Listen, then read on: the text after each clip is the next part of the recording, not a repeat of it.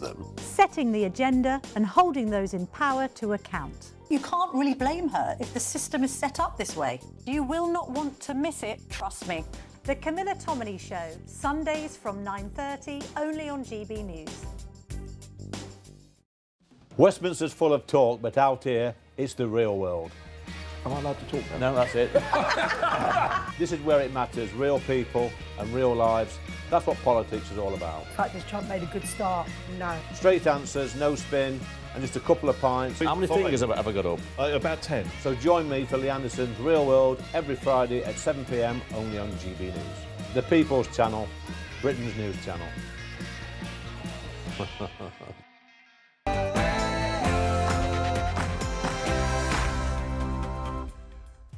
Good morning, it's 9:30 on Monday the 10th of August, live across the United Kingdom. This is Britain's Newsroom with Cameron Walker and Miriam Cates. Well, Reform UK have a new prison promise. We're going to clear out all of the foreign national offenders very quickly from our jails by, if their home countries won't take them, then we're going to send them to countries like El Salvador, Kosovo. We're going to rent prison spaces there. Yes, the Reform Party have announced plans to deport all foreign nationals from British prisons. We'll be hearing from Nigel Farage later this morning. Yes, a couple of years ago, Nigel Farage said that El Salvador would perhaps be a bit extreme. They seem to have had a change of heart. We'll hear much more about this later this morning. And breaking news, more than 950 illegal immigrants arrive on small boats over the weekend, including a single mega dinghy having more than 200 on board. And Bill's breathing space. The Prime Minister is rolling out everyday fixes to stop shoppers being duped by deceptive deals and unwanted subscriptions. I can do something to give people some breathing space now, some help with the cost of living. Later today, JCB is bidding to break the hydrogen-powered land speed record in a car of their own making for the first time in nearly 20 years. Well, JCB is targeting 350 miles per hour with its hydrogen-powered Hydromax, and GB News will be in Utah to see it. And a football fail. One player celebrates scoring a goal, only to fall straight down a hole moments later. And then, to cap it all, the goal was disallowed. Oh dear. And today, politicians, comedians, actors and a whole range of famous faces flock to Scotland, and some acts are, well, less well known.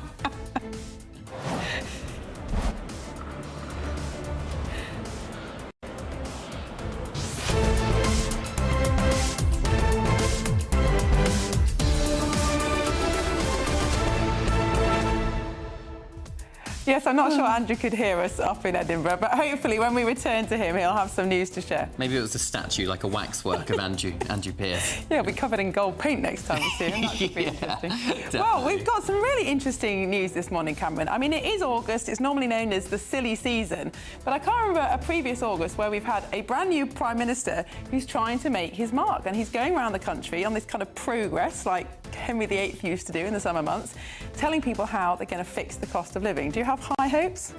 Well, I'm not sure what they've done for the last 2 years in the Labour government. OK, it's a new administration and Andy Burnham is going to be trying to make it more difficult for companies to, well, more easier for people to cancel their subscriptions and all the rest of it. But it just seems like little tinkering around the edges, which is what the Conservatives are saying about Andy Burnham's policies, rather than any substantial change to bring down bills. Yeah, absolutely. But on the other hand, you could say, well, he can't announce any major changes outside the budget. That really destroyed Rachel Reeves when she tried to do it. So maybe these kind of small changes are all he can do. But I do worry that it's a little bit nanny state. I mean, these kind of subscriptions are really annoying. And of course, these companies do try and trick you into signing up for longer than you want. But all you really need to do is set an alarm or write on your calendar to make sure that you cancel it in time. And you kind of think the government can't solve every problem for us, can it? Read the email warnings. Read the email. That would help as well. And of course, we're going to be talking about Reform UK's plan to deport foreign criminals to countries like El Salvador, which does have some pretty poor human rights records, but nonetheless, should it really be our problem, foreign prisoners? Should we, the taxpayer, have to pay for them? Absolutely. Well, let us know what you think about that and all the other issues we're discussing today. Get your views in at gbnews.com/your say. But first, here's your 60-second news update with Bethany Elsey.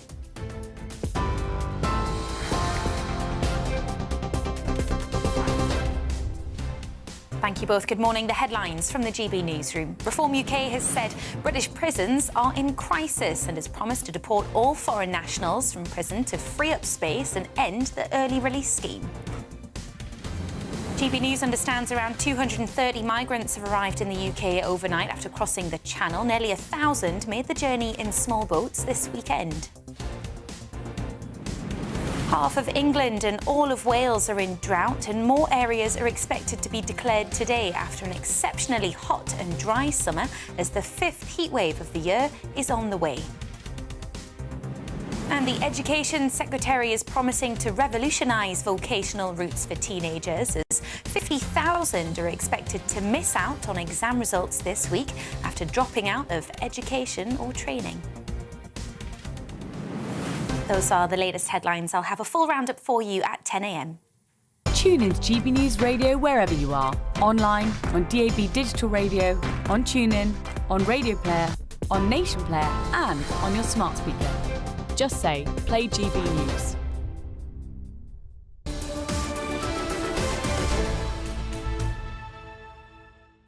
Hello and welcome. This is Britain's Newsroom, live across the United Kingdom on GB News with Cameron Walker and Miriam Cates. Well, this morning we are going to hear from the Reform UK leader, Nigel Farage, about his plans to tackle Britain's overcrowded prisons. Yeah, Reform has pledged to deport all foreign nationals from Britain's prisons to El Salvador, where offenders are subject to, let's say, much harsher treatment than the UK.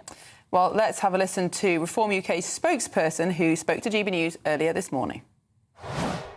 Under reform, we're going to bring justice back. So, number one, we're going to clear out all of the foreign national offenders very quickly from our jails by, if their home countries won't take them, then we're going to send them to countries like El Salvador, Kosovo. We're going to rent prison spaces there. And that will be our message to countries like Albania. If you won't take back the many people in our jails from your country, they're going to serve their sentences in El Salvador. We'll use that space to end early release for good for people who commit crimes, people who are killers, people who are rapists, people who are violent thugs. Those people will not be allowed out of jail. Well, GB News' chief political correspondent, Catherine Forster, joins us in the studio. Good morning to you. I kind of envisage lots of legal challenges to this if Reform government tries to deport foreign criminals. Oh, yes, I think there's going to be lots of lawyers with plenty to say about this, but clearly we've got a crisis in our prisons. The current government, Andy Burnham, the new PM, has had to make pretty horrible decisions. There's uproar about the killers of PC Andrew Harper being released early, amongst others. And Reform are fleshing out a proposal they first put forward about a year ago, saying, look, we're going to send all foreign national offenders to other countries. They say they'll do it within a few months of coming into office. They say that they'll send you back to your country that you're from, or if that country won't take you, they'll send you to Kosovo, perhaps. Now, Denmark rented 300 prison spaces there, or El Salvador, which obviously got a pretty awful human rights record. Now, Nigel Farage said that that was pretty extreme, but it now turns out that Reform have, in fact, had some conversations with El Salvador about this, and Lee Anderson is going to be paying a visit there soon. So Reform have also said there'll be a complete lifetime ban. If you're in prison and you're a foreigner, we'll deport you and you will never set foot in Britain again. Yes, I think the legality of this will be the problem. I think many people will think it sounds very appealing, but I think there's about 10,000 people currently in jail in England and Wales. About a third of those are on remand, so they've not been convicted yet. So that would not apply to them. But it's certainly very radical, but whether it is workable or not, well, that's another matter. And Catherine, also, this will cost money. I mean, there's a logic in sending foreign nationals abroad. Of course there is. But for the same amount of money, you could just build additional prison places here, which obviously Reform announcing they will do as well. But that would be cheaper, surely. Well, the government is making more prison places. But the thing is, as we know in this country, it seems to take forever to do things. I mean, look at HS2, look at the difficulty we have in building any sort of infrastructure. But yet, you know, the Nightingale hospitals that sprung up during COVID, OK, there's a problem with security in prisons, but is there not some way of maybe lower security women or whatever being... You would wonder, wouldn't you? You would wonder. But the problem is now, it's been a very difficult, thorny issue for the last couple of years, and it's not changing. Andy Burnham back from his holiday with big headaches about this. Yes, and of course that's another one of Reform's pledges, to build 12,000 more prison spaces with these temporary pop-up Nightingale prisons. But the problem is, of course, are these Nightingale prisons going to have the same level of security than the current infrastructure we have in this country? Well, I don't see how they could have, but there is an argument for lower risk prisoners. You know, there's a degree, isn't there, in high risk prisoners, low risk prisoners. You can see a case for it, but how long it would take.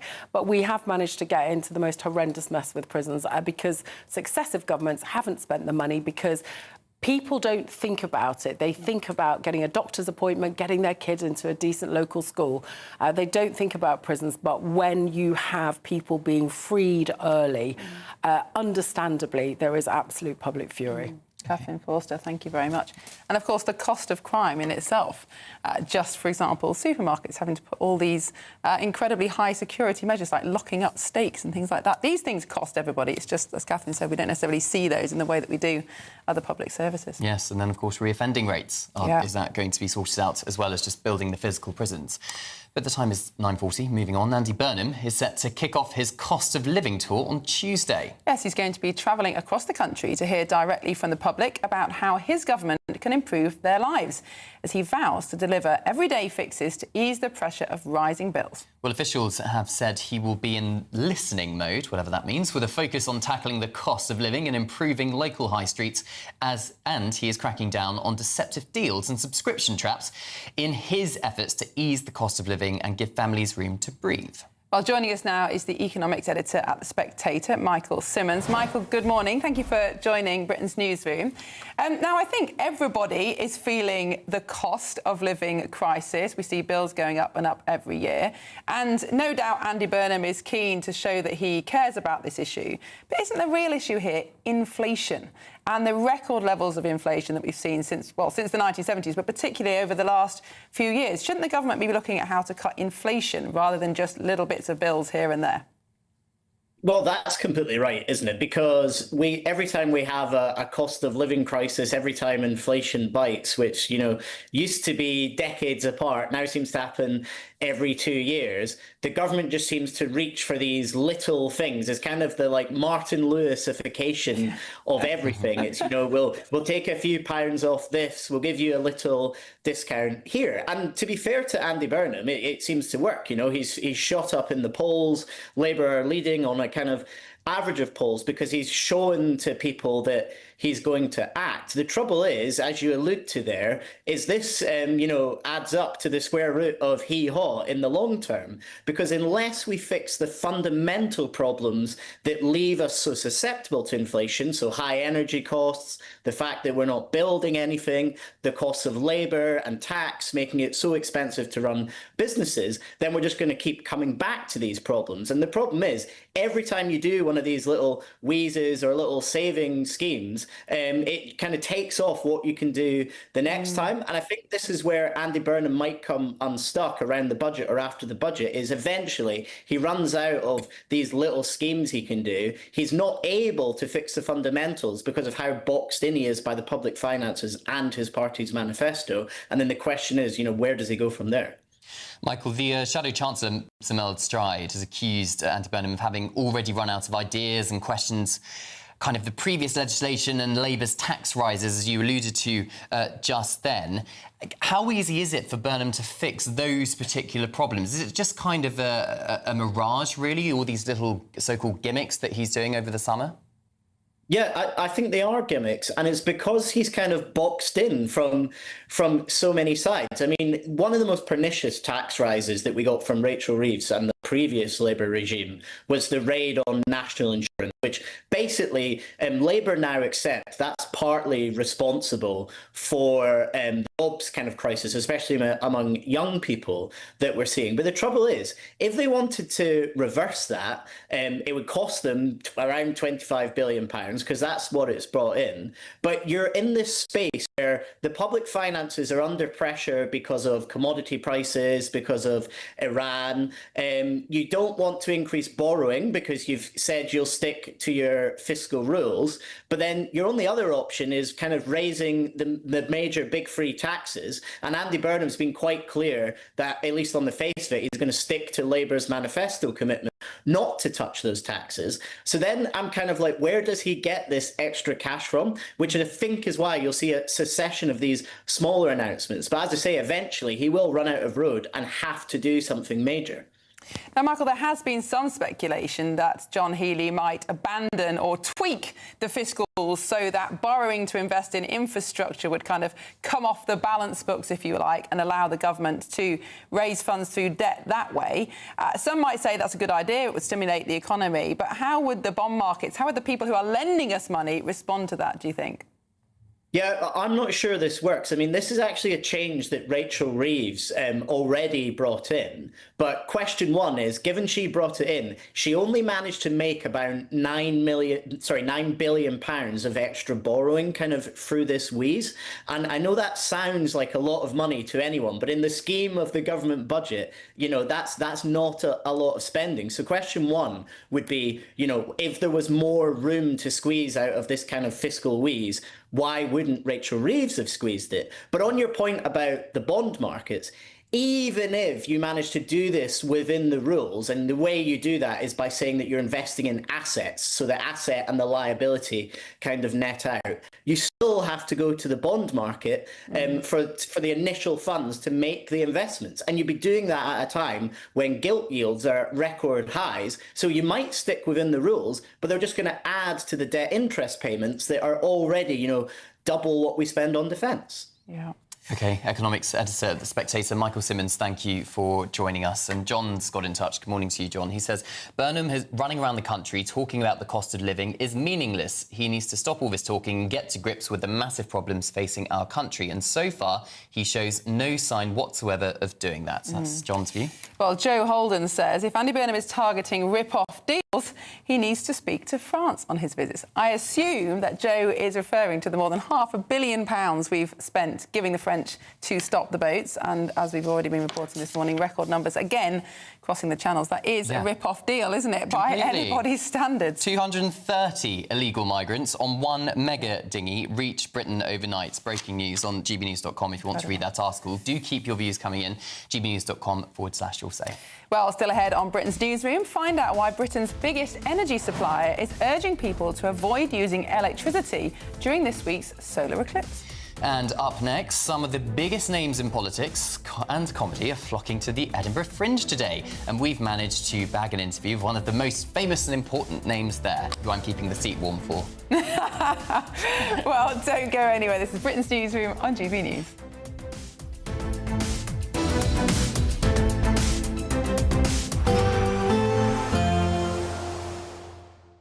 Can't wait to get in that sea. Lovely and warm. Just like the feeling of having great travel insurance. All Clear Travel Insurance sponsors GB News Travel Destinations Forecast. Hi there. A lot of high pressure dominates much of southern Europe, with a lot of sunshine and some thunderstorms in the mix too. Those thunderstorms, particularly across parts of Turkey and Greece, where we're seeing temperatures into the mid-30s. Further west across Italy, temperatures into the high 30s and low 40s, and very hot across parts of Spain as well, but a little bit more on the way cloud and slightly fresher conditions across the Canary Islands. Staying settled and hot throughout next week, temperatures peaking later. All Clear Travel Insurance sponsors GB News Travel Destinations Forecast. This is GB News, Britain's news channel. Well, Charlie, as most of the viewers know, I would be involved in agriculture. This isn't quite agriculture. It's quite close to it, the cousins of. A lot of things that go on in agriculture are on display here. Thousands of people coming to this site, Ragley Hall, just about 45 minutes out of Birmingham. We are the modern ruralists, and here today we have the craft yard. We've got 9 different crafts, all demonstrating what they're up to. Here we have the wheelwrights, and they're bonding a wheel here. So this is an ancient craft that's been going for about. Barney Murray's a bit of a legend, quite frankly. He's the national champion, master dry stone waller, comes from North Wales, and he's a bit of a Thor lookalike. So he's quite popular. GB News, the People's Channel.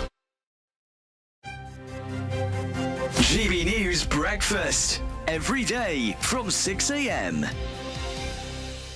Now, at 16 minutes past 8, the annual bike ride from Yorkshire to London is taking place today, aiming to honour the legacy of the Batley and Spen Labour MP Joe Cox, who was murdered by a far-right terrorist in June of 2016. Well, the bike ride aims to champion a cause she was passionate about, as this year marks the 10th anniversary of her tragic death. Kim, if we can just start with you, what is your sister's legacy? Well, there's so much that we've got to be proud of that's been done in Joe's name. It's just been 10 years since she was murdered, and what has kept us going as a family has been the way that so many amazing people, including people like this amazing man, have done things in Joe's name to show what our country is really about. And you've got all these amazing people today from all different backgrounds, all walks of life, celebrating the things that we have in common, not agreeing on everything. GB News, the People's Channel. Good afternoon, Britain. Weekdays from midday. It's a difficult question. Honestly, I don't think I would at this rate, because I think the government tracks, when we say we're fighting for Britain, what are we actually fighting for? The concept of Britain, I don't think exists anymore. When I look at Britain, when I go outside, it doesn't seem to be very British. And I think the core demographic of the people who would normally fight, these white working class boys who, you know, have been fighting for Britain, who we expect just to sacrifice their life in a fight, you know, they've been demonised for decades and decades by the government, by our education system, by the media. Economically, they've been disadvantaged. So why would we expect them to risk their lives when we've demonised them for so long and took them for granted for so long? And this concept of Britain fighting for the British government, you know, the British government has betrayed us. GB News, the People's Channel.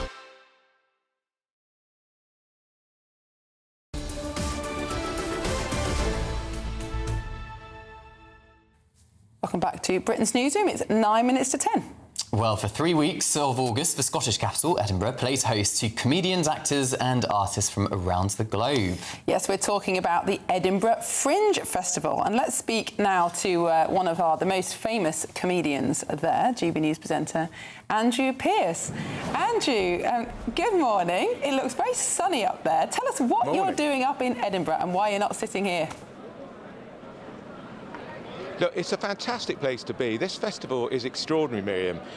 There will be probably upwards of 3 million people will come to Edinburgh during August for the festival, and it's now worth to the Scottish economy £850 million. In terms of ticket sales, they say only global events like the World Cup and the Olympic Games, 2 events you and I, Miriam, would pay very little attention to, are the only sort of events that can match the ticket sales here. It is extraordinary. I'm up here because I'm talking about my book, Finding Margaret, but there are so many interesting people here, 4,200 different acts performing across 300 different venues, and you've got everything from comedy, drama, ghost stories, poetry, acrobatics. There's a full Palestinian circus, and there's a raft of politicians who are frankly doing what I'm doing, flogging their books. I hope you're successful. Andrew, I was reading this morning that I think the Edinburgh Fringe is about 80 years old, but it started because of some circuses gate crashing a cultural festival. It's all very proper and well organised now, though, isn't it? That's right, and it's just grown and grown and grown. And some people say it's lost its edge, and because it used to be provocative and controversial. Well, it still is. We've got a show here this week. I remember her, Amanda Knox, who was sent to jail in Italy many years ago for killing her flatmate, Mirik Kircher, and she's doing a play all about domestic violence. Many people say she's exploiting the controversy over her time in prison, but it's a sellout, and of course there'll be queues loads of people to see it.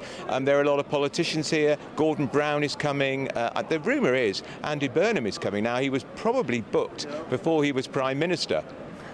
Gosh. But as he's on a speaking tour of Britain, I'm sure he will be here. And if I can get a chance to speak to him, maybe he'll talk to GB News for the first time. Yes, please do, Andrew. Well, we look forward to speaking to you later on in the programme. Thank you for now. Yeah, thank you, Andrew. And also, I can say this because I'm half Scottish. There's actually sun and blue sky in Edinburgh, Incredible. which is very rare for the summer. Usually there's lots of rain and clouds. Well, It looks amazing up there. Andrew's book event has sold out. I think he's speaking with Sarah Vine, who's also a regular panellist on this show.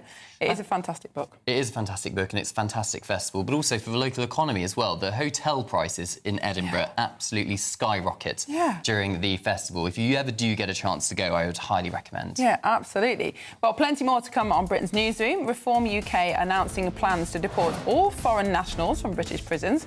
And we'll be hearing from Nigel Farage soon. Well, this is Britain's Newsroom, Britain's favourite morning show on GB News.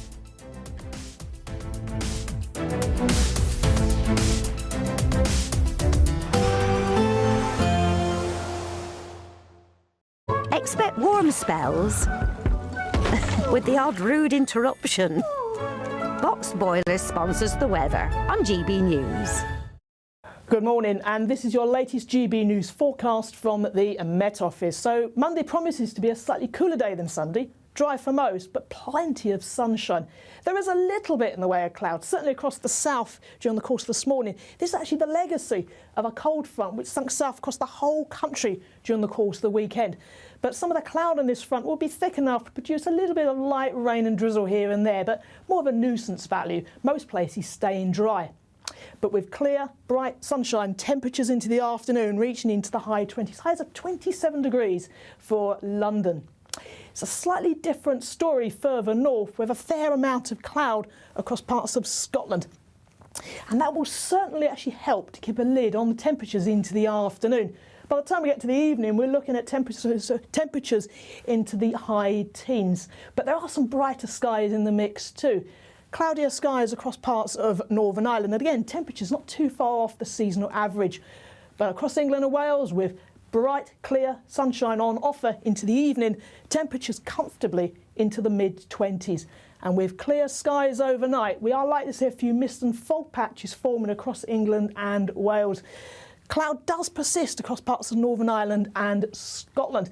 And overnight temperatures in Scotland will actually dip low enough, certainly some rural spots, for a touch of grass frost, but staying rather warm across the south with overnight lows in the mid-teens. But it's a bright and sunny start Tuesday morning. And if anything, the cloud across northern parts of the country will gradually lift and brighten up, so turning bright and sunny even here too, and across parts of Northern Ireland. But it's a warm day, another warm day, especially across England and Wales, with highs of 27 or 28 degrees across parts of the south. And these higher temperatures will actually push further north through the day. That's your forecast. Expect warm spells with the odd rude interruption. Box Boilers sponsors the weather on GB News.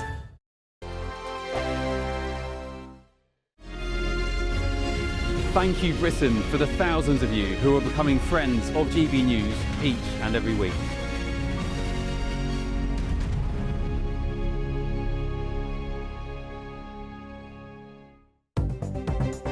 Good morning, this is the latest AI travel news from GBnews.com. The M4 eastbound is affected by a collision between junctions 4B and 4 near Heathrow. The M25 anti-clockwise is affected by a collision between junctions 24 and 23 at South Mimms. In Scotland, the A90 at Ellen is restricted in both directions after a road traffic incident. Across Wales, the M4 eastbound from J27 High Cross to J24 Coldra is congested with possible delays. And on the trains, Elizabeth Line services have no service to and from Heathrow terminals, with disruption between Romford and Shenfield, while Heathrow Express has a reduced service to and from Heathrow terminals. For more travel news, go to gbnews.com. Welcome to Orla Santi by Domes Resorts, and there's just 2 weeks left to see how you too could be enjoying the 5-star lifestyle. First, you can bank an incredible £60,000. We'll also give you a fine gold bullion bar worth over £5,000. For a chance to win, text GOLD to 63225. One entry costs £2.50 plus one standard network rate message, or text BONUS to 63225. 5 entries cost £5 plus one standard network rate message. Go to gbnews.com/win. Entries start at £2.50. Call 0903 686 3232. Calls cost £2.50 plus your network access charge. Or post your name and number to GB22 PO Box 8690 Derby DE1 9TT. UK only. Entrance must be 18 or over. Lines close at 4 p.m. on the 21st of August. This is a network giveaway. Entries will be pulled. Please check the closing time if listening or watching on demand. Good luck. At the stroke of midnight, the news doesn't stop, and neither do we. Day in, day out. Forget stuffy late night TV shows. We're giving you a front row ticket to the centre of the political universe. Because breaking news doesn't wait for the morning.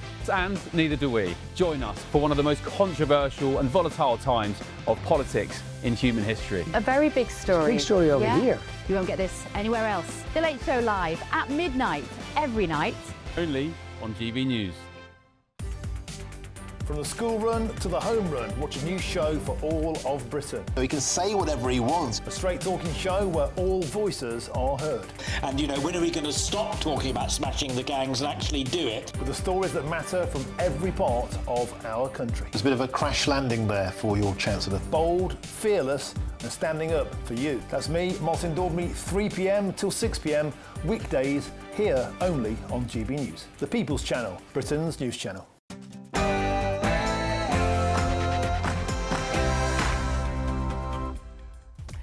Good morning, it's 10 o'clock on Monday the 10th of August. We are live across the United Kingdom. This is Britain's Newsroom with Cameron Walker and Miriam Cates. Well, Reform UK's prison promise. We're going to clear out all of the foreign national offenders very quickly from our jails by, if their home countries won't take them, then we're going to send them to countries like El Salvador or Kosovo. We're going to rent prison spaces there. Yes, Reform announced plans to deport all foreign nationals from British prisons. We'll hear from Nigel Farage later this morning. And some breaking news this morning. A mega dinghy carrying a record number of illegal migrants reaches Britain. 230 cross the channel on a single boat.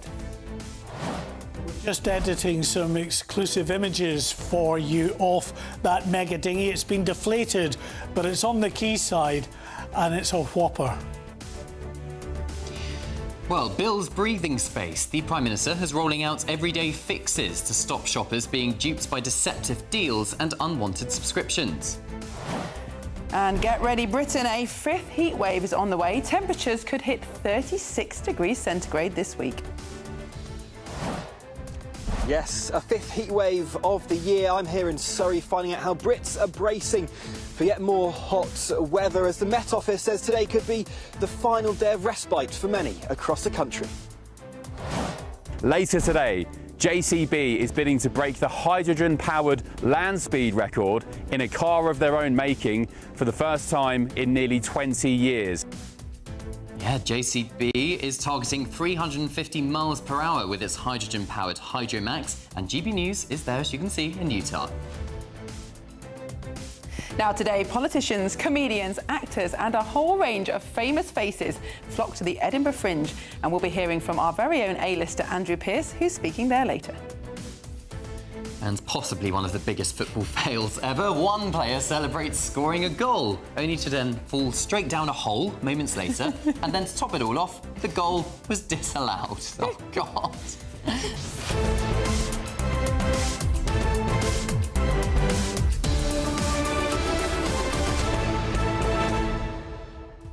Cameron, this long, hot summer has become quite extraordinary. I've become completely used to it being warm, never having to take a coat, not even thinking about rain. Over the weekend, we were going to go and hire some canoes on a local river near where we live. But they've stopped all boats on the river since July because the water level is just so low, you can't float a boat on it anymore. I mean, it's extraordinary. I don't think it's ever happened before. It's incredible. I mean, I would absolutely love to get air conditioning, but very difficult, I think, across the country. So having to make do with the fans. I've invested in a little fan can to take on the trains with me, because the underground trains, most of them, are not air-conditioned either, and it's just so unbearably hot. It's just annoying, and everything shuts down, and the infrastructure as well. Yeah. The rails just buckle, and then all the trains are delayed. Why can this country not deal with either extreme cold or extreme heat? Well, I think it's really, sorry to get technical, but I think it's really hard to design railway lines, steel, that survives very, very cold and very, very hot. So you kind of have to pick, and we're not used to it in this country. But there you go, you didn't really want to know that. Well, we do want to know what you think about all the topics we are commenting on today. Send your views to gbnews.com/your say. But first, here's the latest news with Bethany Elsie.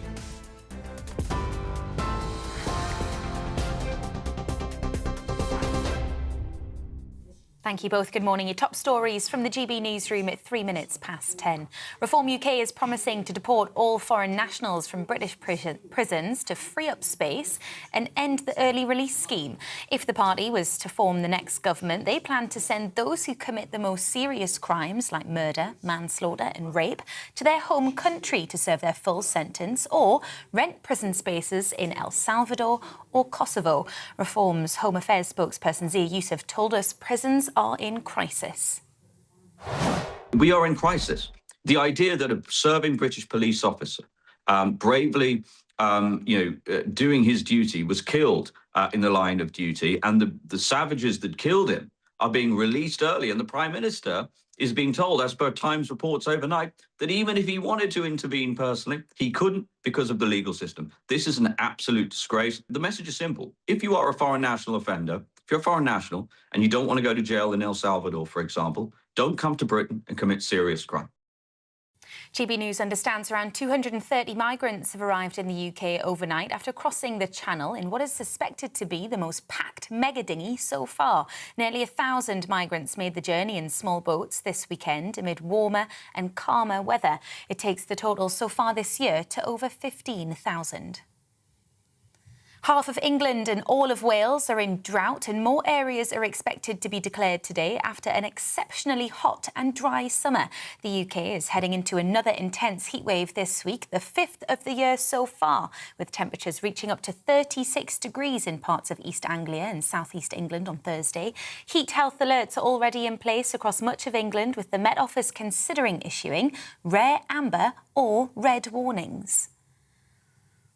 The Prime Minister is promising action against so-called subscription traps as part of his plans to tackle the cost of living. Andy Burnham has vowed to introduce new rules next year that would require clearer contracts, reminders and easier cancellation policies. The Conservatives have criticised the measures as recycled plans rather than a fresh economic programme.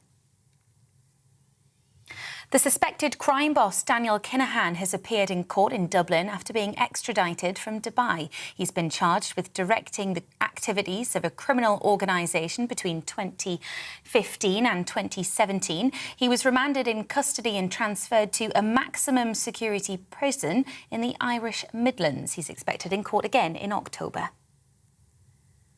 Thousands of jobs are set to be supported by a new £65 million government boost to Britain's electronic car industry. The industry will match the funding, creating a £130 million package. Ministers say the money will protect skilled jobs and strengthen manufacturing, as sales of petrol and diesel cars will end by 2030. And a nice one to end on. 3 osprey chicks have hatched at an RSPB nature reserve in Cumbria, the first time that breed of bird has bred at one of the charity's English sites. A local primary school has named the chicks Ash, Bonus, Bobby and Bo.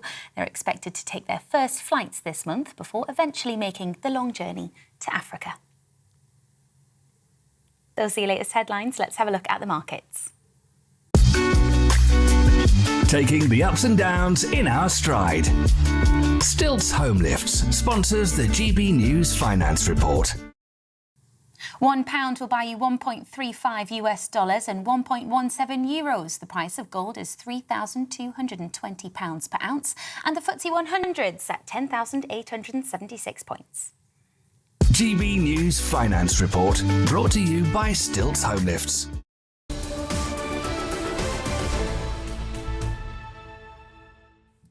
Hello, good morning and welcome. You're watching and listening to Britain's Newsroom. We're live across the United Kingdom on GB News with Cameron Walker and Miriam Cates. Very good morning to you. And 230 migrants have arrived in the UK overnight after crossing the Channel in what is suspected to be the most packed mega dinghy so far. Well, we're joined in the studio by GB News Home and Security Editor Mark White.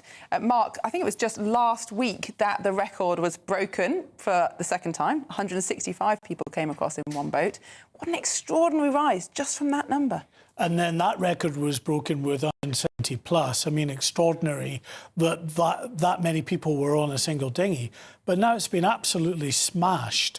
An incredible 230 people on board one dinghy. We've got some images we want to show you, actually, of the dinghy on a quayside at Dover Harbour. Now, the dinghy itself has been deflated, but you can see that black long rubber thing is the dinghy. Yes. Now, that's next to a normal length small boat there. So you can see either side of it just how long this mega dinghy is when fully inflated. It's a very lengthy piece of kit.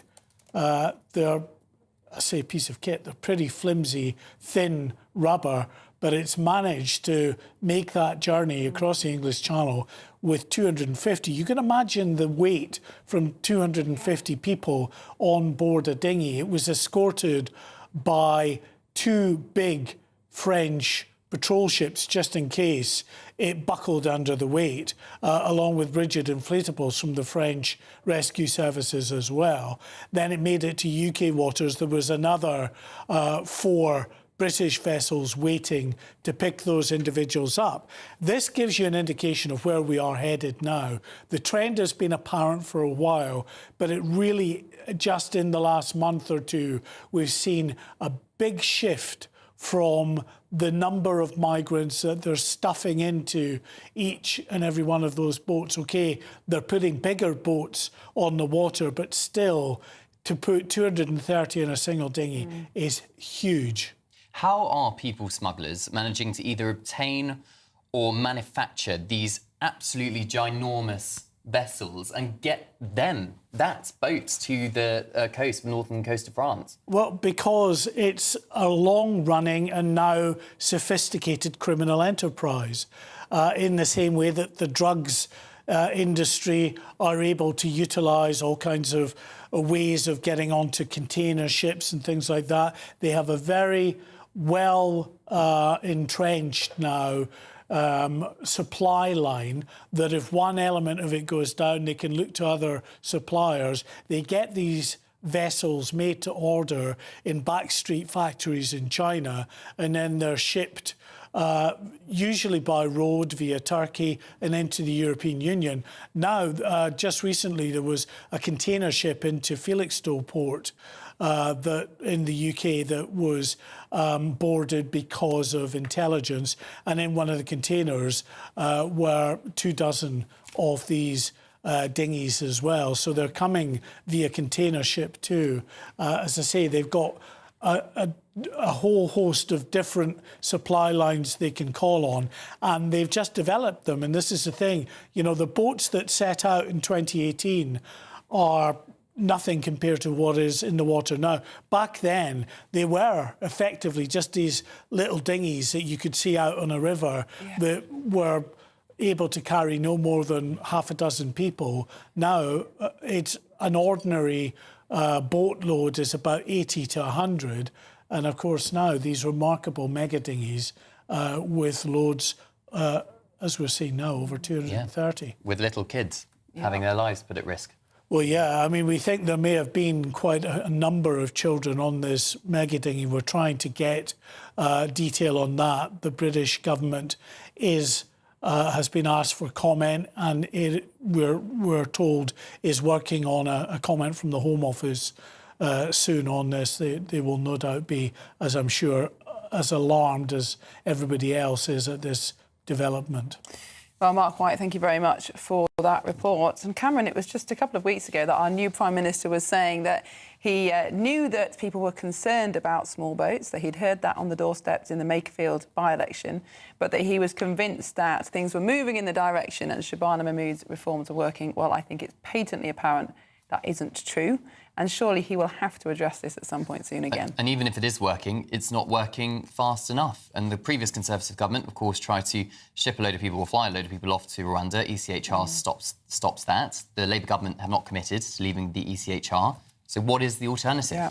And a lot of smoke and mirrors as well. We saw a tweet from the Home Office last week saying that 40,000 crossings had been stopped by the French. Well, that may be, but the thing is, they're then released, these potential illegal migrants, they're then released to try again another day. So just stopping them once doesn't mean you've actually stopped the crossing. It just means that you've delayed them, maybe 24 hours, maybe a week. Just a thought, maybe let's get rid of the pull factors that make them want to come to the UK in the first place. Perhaps we're seen as a soft touch, but let us know your views on that. gbnews.com/your say. Well, speaking of our Prime Minister, Andy Burnham, he's set to kick off his cost of living tour. Sounds like it could play well at the Edinburgh Fringe, that, is it? A comedy event? Yes, he'll be travelling across the country to hear directly from the public about how this government, or his government, can improve their lives as he vows to deliver everyday fixes to ease the pressure of rising bills. Well, today he's cracking down on deceptive deals and subscription traps in his efforts to ease the cost of living and give families room to breathe. Well, joining us now is economist Julian Jessup. Julian, good morning to you. Morning. On the surface, it sounds pretty good, doesn't it? But of course, it's only a tiny fraction, really, that people would be paying subscriptions or overly paying subscriptions. It doesn't really tackle the fundamental issues when it comes to cost of living, does it? Well, I think that's right. It's a good example of what we've already seen from Burnham, which is that he's extremely good at the spin. I mean, the idea of everyday fixes is a nice, appealing catchphrase, but what he seems set to announce today is actually very little new. It's just continuing policies announced by the Starmer government and indeed the Sunak government. I think a lot of the legislation that he's using today was actually implemented in May 2024. So it's nothing really new. A lot of his previous announcements on the cost of living were basically just transferring costs from household bills to tax bills, so leaving households overall no better off. I think what's missing is sort of fundamental understanding of what's driving the cost of living. And this isn't really about tinkering with individual prices. It's a fundamental root and branch review that he needs to do. So he needs to free up markets to supply more goods and services. So that's things like housing and food and energy. But also he needs to look again at loads of government policies that are saddling businesses with extra costs, which are inevitably being passed on to consumers in the form of higher prices. And Julian, we're basically talking about tackling inflation, aren't we? And I think it's difficult to remember that inflation has not been with us throughout history. Before the 1970s, there was very, very little inflation at all. And yet since then, we've seen the value of our money eroded each and every year, particularly in the last 5 or 6 years. What major reforms do you think this or a future government really needs to undergo to stop this inflationary cycle? Well, if we're talking about overall inflation, then that, of course, is the responsibility of the Bank of England rather than the government. So it's the Bank of England's job to keep inflation down. And over the last few years in particular, they've failed miserably. And I think part of the reason there is they haven't paid enough attention to the monetary drivers of inflation. So there's been too much money chasing too few goods and services. And that's partly because the Bank of England printed loads of money, particularly during COVID, to make it easier for the government to pay its bills. So I think the Bank of England needs to get on top and restore some of its credibility. But mostly the problem here is on what we economists call the supply side of the economy. So that's all about increasing the supply of goods and services. So things like planning reform to make it easier for private developers or local government, whoever it might be, to build more houses. It's doing things like making more use of the energy that we've already got in the North Sea, rather than importing oil and gas from other countries. We should make more of the resources we've got at home. And then it's about deregulation as well. So if you talk to almost any business, they've been saddled with loads of extra costs over the last few years because of things like the increased regulation of the labour market, discouraging people from hiring people or making it more expensive if they do. So there are lots of things the government can do. And I'm obviously not against making it easier for people to cancel subscriptions or being more aware of the bills that they're facing. Markets clearly work best when consumers are well informed and have proper rights they can exercise. But this really is just tinkering at the margin compared with the much bigger challenges in the economy. There's been a string of politicians who've attempted or have announced that they're going to reform planning, none have succeeded. So how confident are you that Andy Burnham would be any different, especially if it's going to be an automatic vote loser for the so-called NIMBYs who don't want a new housing estate on the edge of their village? Well, I'm not very optimistic, as you say. Successive governments have tried and failed.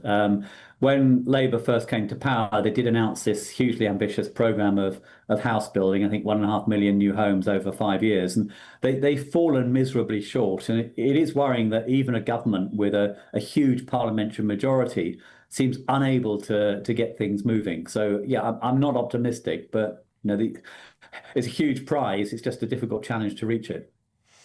Julian Jessup, thank you so much for sharing your expertise with us this morning. That's economist Julian Jessup.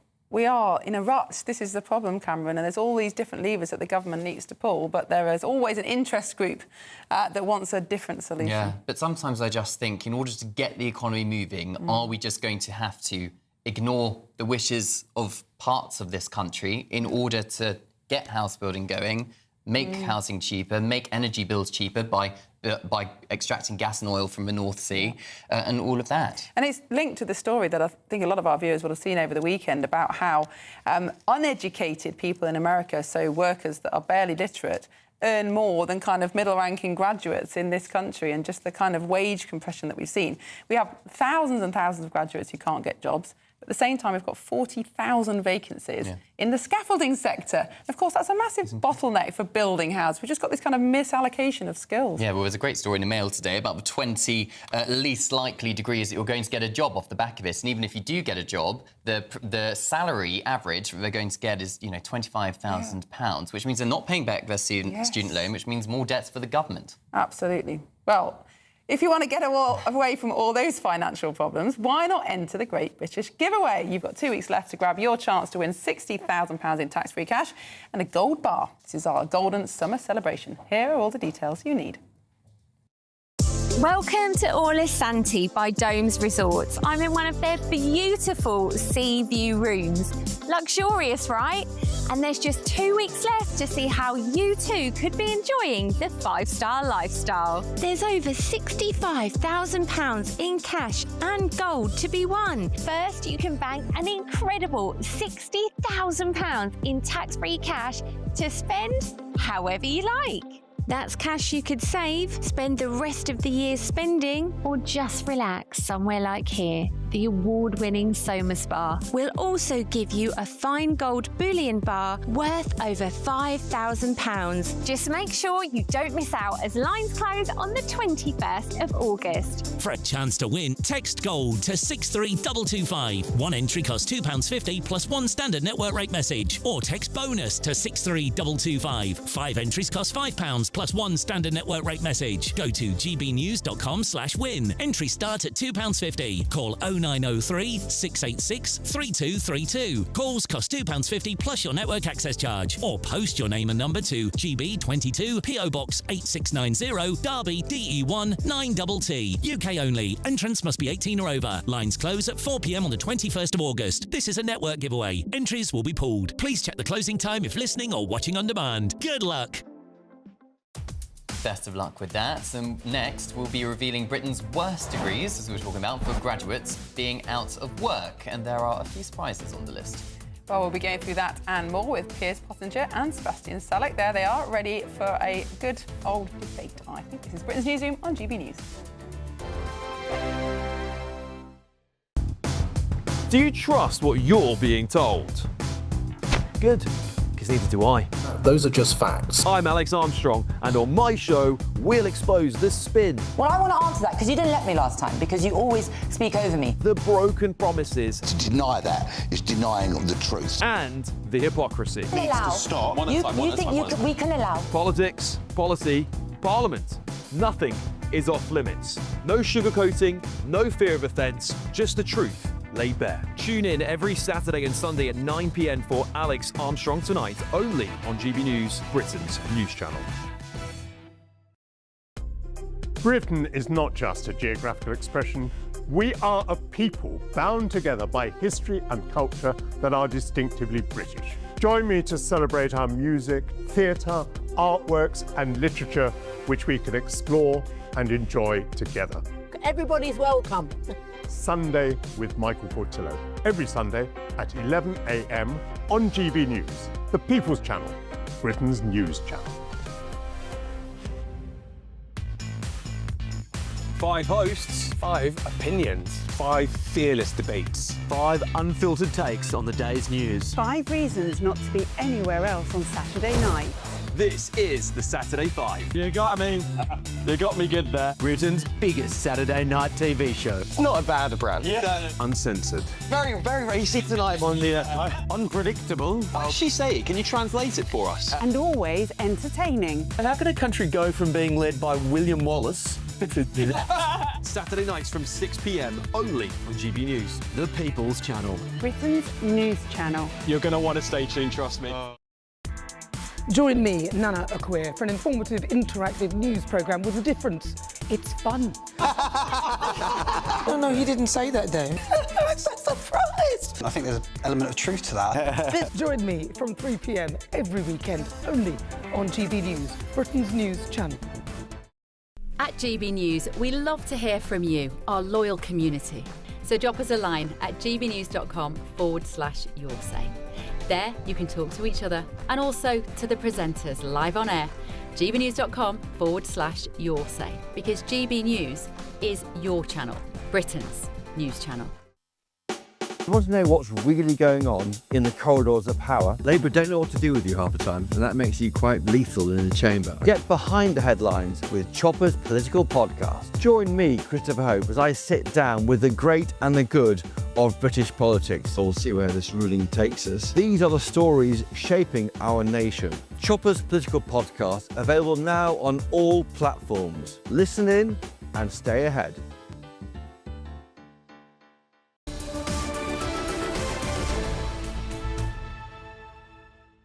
It's 24 minutes past 10. You're watching Britain's Newsroom with Cameron Walker and Miriam Cates. We are joined now by former Labour councillor Sebastian Selleck and political commentator Piers Possinger in the studio to go through this morning's papers. Good morning to you both. Good morning. Well, the 20 worst degrees have been revealed for getting a job in the United Kingdom. What's going on here? Yeah, so the Daily Mail's done the maths. It's ranked the 20 worst, and it's the more of the same, really, isn't it? It's a case of choose where you go very, very carefully, and also choose what you want to go for, because we always frame this in terms of, are you going to get a job? But there are other benefits to university as well. It's about becoming somebody as a person, that personal development, building a network. There are other values that aren't directly measurable and aren't directly monetary. Yes, but you can do that in other places, Sebastian, and certainly in a lot of other countries, not so many people go to university, or they go to university in their hometown, so they stay connected to their community. Isn't the problem here that we're just trying to send too many people to university? Well, I think so, yes. And also there are an awful lot of degree courses that are pretty worthless.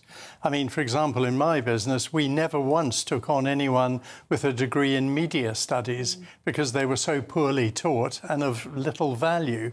And I think that's the case. Also in our universities at the moment, there's another story today about the debt collection of foreign students. They're spending £1.8 million on debt collectors to go abroad and try and get back some of the £4 billion annually that we lend foreign students. That's just the foreign. It's 20% of the total annual. So it's big money. And the highest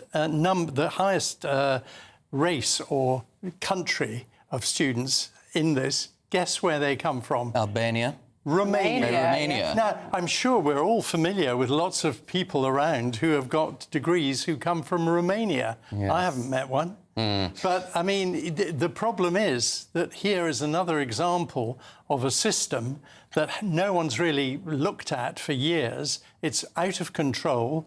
This student loans, which I've always actually really rather detested, is clearly out of control. And we're talking about 20 billion minimum, 40 billion a year, which is an enormous amount of money, much of which we never recover. Yes, well, I'm just looking at the listing of the top 20 that are unemployable in their terms. They are all entered through clearing, with the vast majority allowing students with A-level grades of C, D and E grades. And you're looking at the list of some of the courses. In the top 5, we've got a computing degree from Falmouth University and then a law degree from the University of East London and the University of West London. So they're not the, let's say, traditional Mickey Mouse degrees. So something's clearly going wrong here. Yeah, and I think it just comes down to be very careful about whether you want to go to university or not. It's not for everybody, and we were told for so long that it was. And there was a time when if you went to university, you were going to do very, very well because fewer people went. But now the majority of people go, and it becomes table stakes, doesn't it? And there are other routes now. You can start businesses online. You can speak to anybody over the internet. So there are other ways. You just have to be a bit more creative. You can also learn a trade. I mean, yeah, we were just talking about the huge skill shortages there are in construction, scaffolding, bricklaying, you know, those kind of related trades, and maybe people don't think of them as prestigious, but actually you can earn quite good money being a plumber or electrician now because there are so few of them. And even if you want a white-collar job, if you want to become a journalist, you don't have to go to journalism school. You can learn on the job. It's a vocation like being a plumber or being an electrician. And, I would encourage people to give it a go before they cough up the money. Maybe become an air conditioning engineer. They're probably going to be in high demand. We could do one of those in here, Yes, we certainly could. The Department for Education spokesperson, just very briefly, is saying going to university isn't the only route to success, which is why we're putting technical and academic education on an equal footing. Jolly good. Well, shall we move on to a different story, a polling story? So we're getting used now to weekly or maybe even daily polls. But according to one poll, Reform UK, which of course has led the polls for the last 18 months or so, has fallen behind both Labour and the Conservatives. This is a Lord Ashcroft poll. Of course, he is an ex-Conservative peer. Piers, you can't hang too much on one particular poll, but there does seem to be a little bit of a change in direction following Andy Burnham's appointment as Prime Minister. Well, also it's the summer. A lot of people on holiday. It's sunny, even though it's unbearably hot, and it still makes people in a better mood. And there's no question that Andy Burnham's enjoying a bounce in the polls. He's a good campaigner. He comes across as a decent bloke. So I would expect him to be in a positive position. Reform are suffering from the big cloud over Nigel Farage, and it's a very big one. And it is a party that relies on Nigel Farage an enormous amount. I think he's made 1 or 2 mistakes recently, which is, again, he's normally very sure-footed. He's now looking rather thin-skinned, and I'm not surprised. And also, people, when they feel unsure, go back to what they know. So a lot of voters who are traditional Conservatives, who may have been thinking of moving to Reform, are now thinking, hang on, with all this stuff around it, I'm going to stay where I am. Conservatives are a safer bet. And we will be hearing from Nigel Farage later live on Britain's Newsroom in around half an hour, so don't go anywhere. But is, Seb, this a situation where Reform may well have peaked too soon before the election? Quite possibly. So if you look at the poll of polls, the average of all the major pollsters, the good news for Labour is that they've overtaken Reform now. So it's not just one poll, it's a general trend. The bad news is that their share of the vote is quite low. So we're still in this 4-party or multi-party world. That hasn't gone away. So there is a world in which Reform can make it back, but they've got this probe hanging over Nigel Farage. If he wins the by-election, he's back in Parliament, he's got to face that, and he's going to have a whole story around him there that is very, very easy to jump on from those of us who think that he's done a terrible thing taking this money. Indeed. Although, Cameron, stories about immigration and crime are often very good for Reform, and so let's see if the focus this week on small boats and prison early release, that may have an impact on people's polling preferences. Indeed. Well, Piers, Seb, thank you very much for joining us. See you in the next hour. The time is 10:31. Here is your 60-second news updates with Bethany Elty.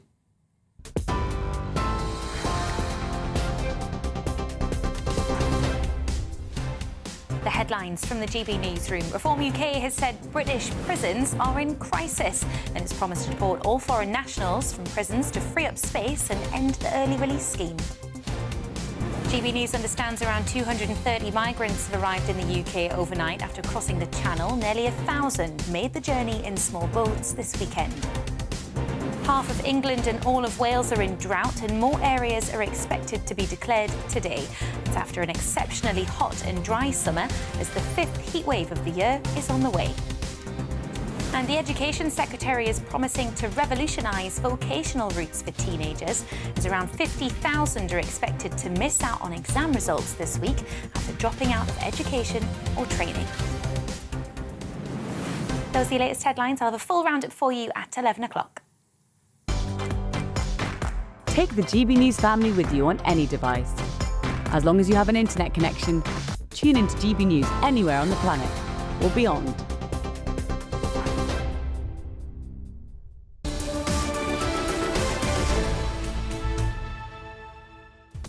Plenty more to come on Britain's Newsroom. We're going to have more reaction to a mega dinghy carrying a record number of illegal migrants to Britain, 230 on one boat across the Channel. Well, this is Britain's Newsroom on GB News.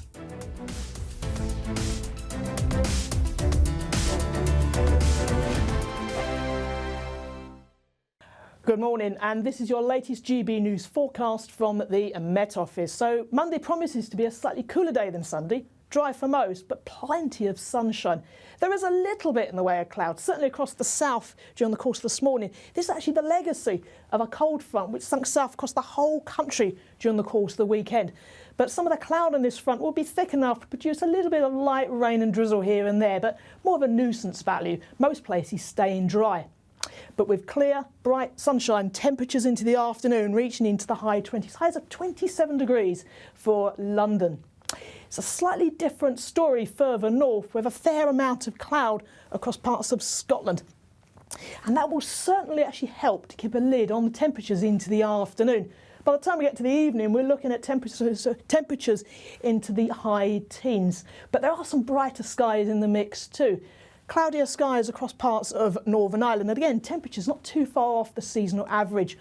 But across England and Wales, with bright, clear sunshine on offer into the evening, temperatures comfortably into the mid-20s. And with clear skies overnight, we are likely to see a few mist and fog patches forming across England and Wales. Cloud does persist across parts of Northern Ireland and Scotland.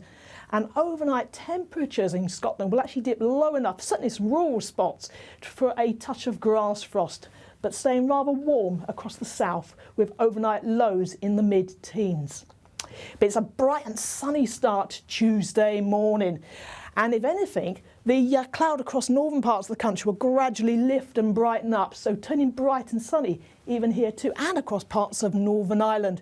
But it's a warm day, another warm day, especially across England and Wales, with highs of 27 or 28 degrees across parts of the south. And these higher temperatures will actually push further north through the day.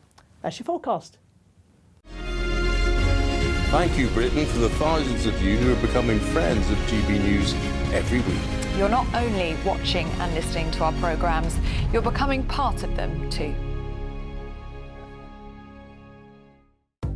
Good morning. This is the latest AI travel news from GBnews.com. The M25 anti-clockwise is affected by a collision between junction 24 and junction 23 near between junctions 24 and 23 near South Mimms.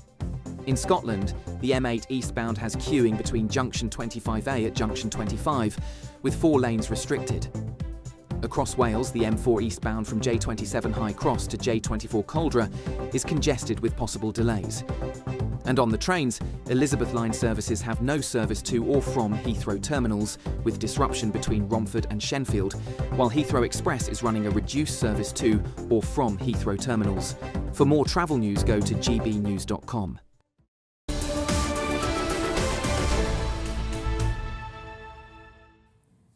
Now, for 3 weeks in August, the Scottish capital, Edinburgh, plays host to comedians, actors and artists from around the globe. Yes, and we are, of course, talking about the Edinburgh Fringe Festival.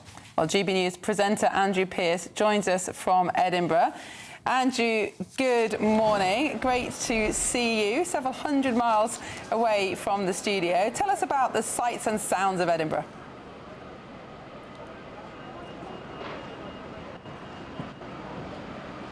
Edinburgh Festival with, guess who, Sarah Vine, columnist on the Daily Mail, a former arts editor of the Times. Sarah, you've been coming to this festival for many years. Actually, I haven't been for a long time, but it is amazing. It's a long time since I've been here, but it really hasn't changed at all. It's the most incredible festival.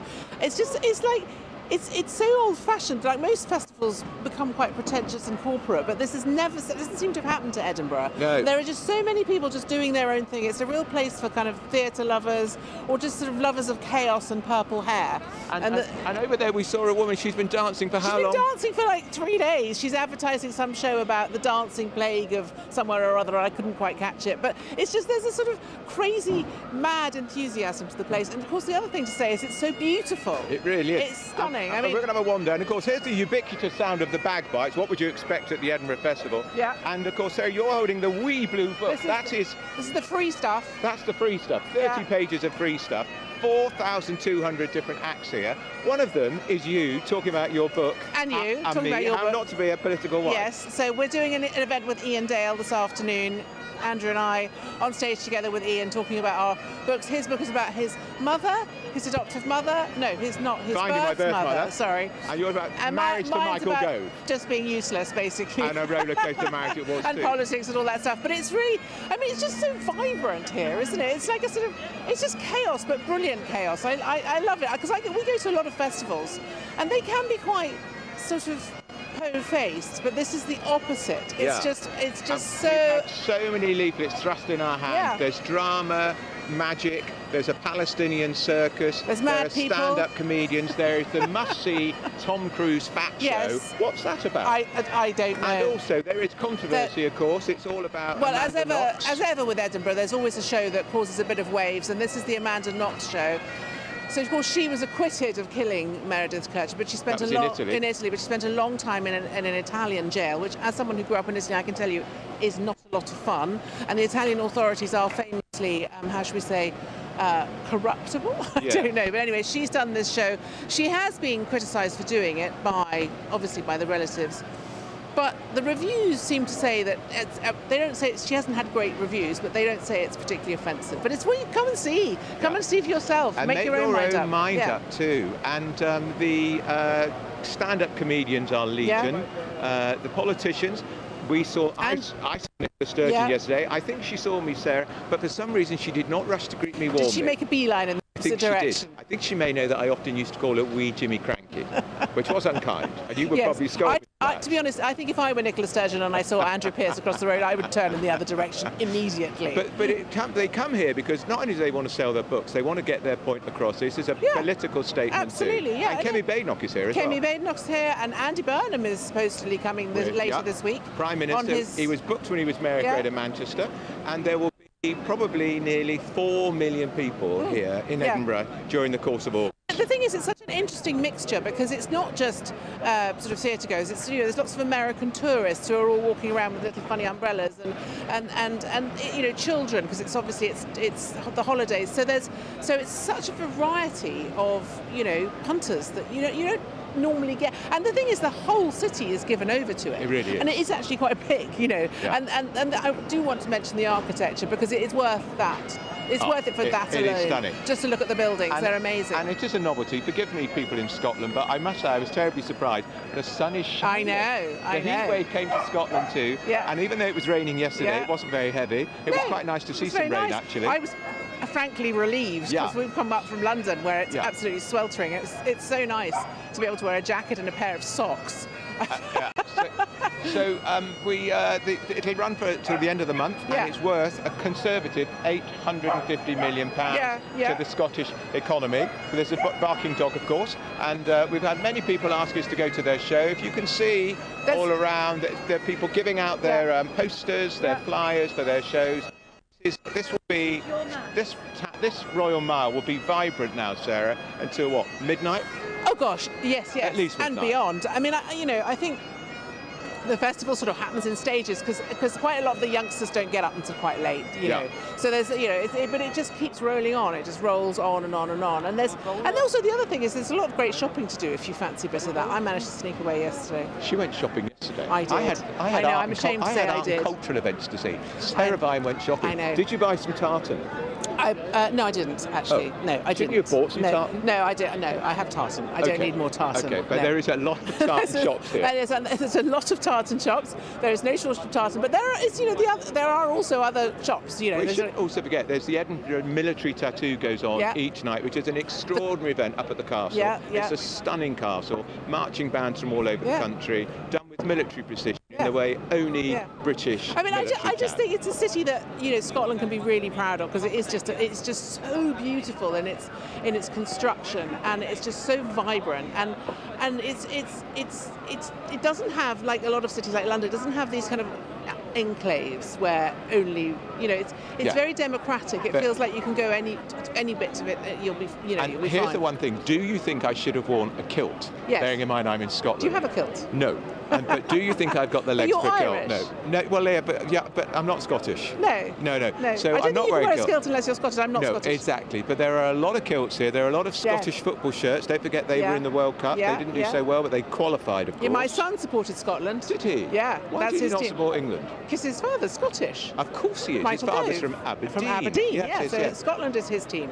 And talking of your husband, ex-husband, of course, your book was about... Well, my book was about, I mean, sadly, our relationship fell apart, but my book was about my life in politics, or sort of adjacent to politics in a way, because I wasn't a politician, but Michael was a politician. And it was just about the whole sort of, it really was an attempt to sort of show people what life in politics is like and what the people in politics are like. And she certainly did And that with bells on. lots of gossip. I think we've got to go back to London, but there'll be more from us here in Edinburgh. Sarah Vine and I, Andrew Pearce, back to you from Edinburgh's famous Royal Mile. Thank you, Andrew. Andrew and Sarah there, live from the Edinburgh Festival. Yes, and does Andrew have the legs for a kilt? Well, that's one for GB News, your say, isn't it? Well, I've got a kilt. You have been getting in touch on gbnews.com, your say. Some interesting comments on the graduate story we were talking about. Unfortunately, my internet's just gone down, but there was one comment from a viewer saying that he did a 5-year City and Guilds qualification in the 1970s as a plasterer. He's never been out of work since. And being very sarcastic about my apparent surprise that practical workers earn more than graduates. But the point I'm trying to make is that 30 or 40 years ago, the idea that a plumber was earning more than a graduate was indeed ridiculous. Graduates earned a lot more than plumbers.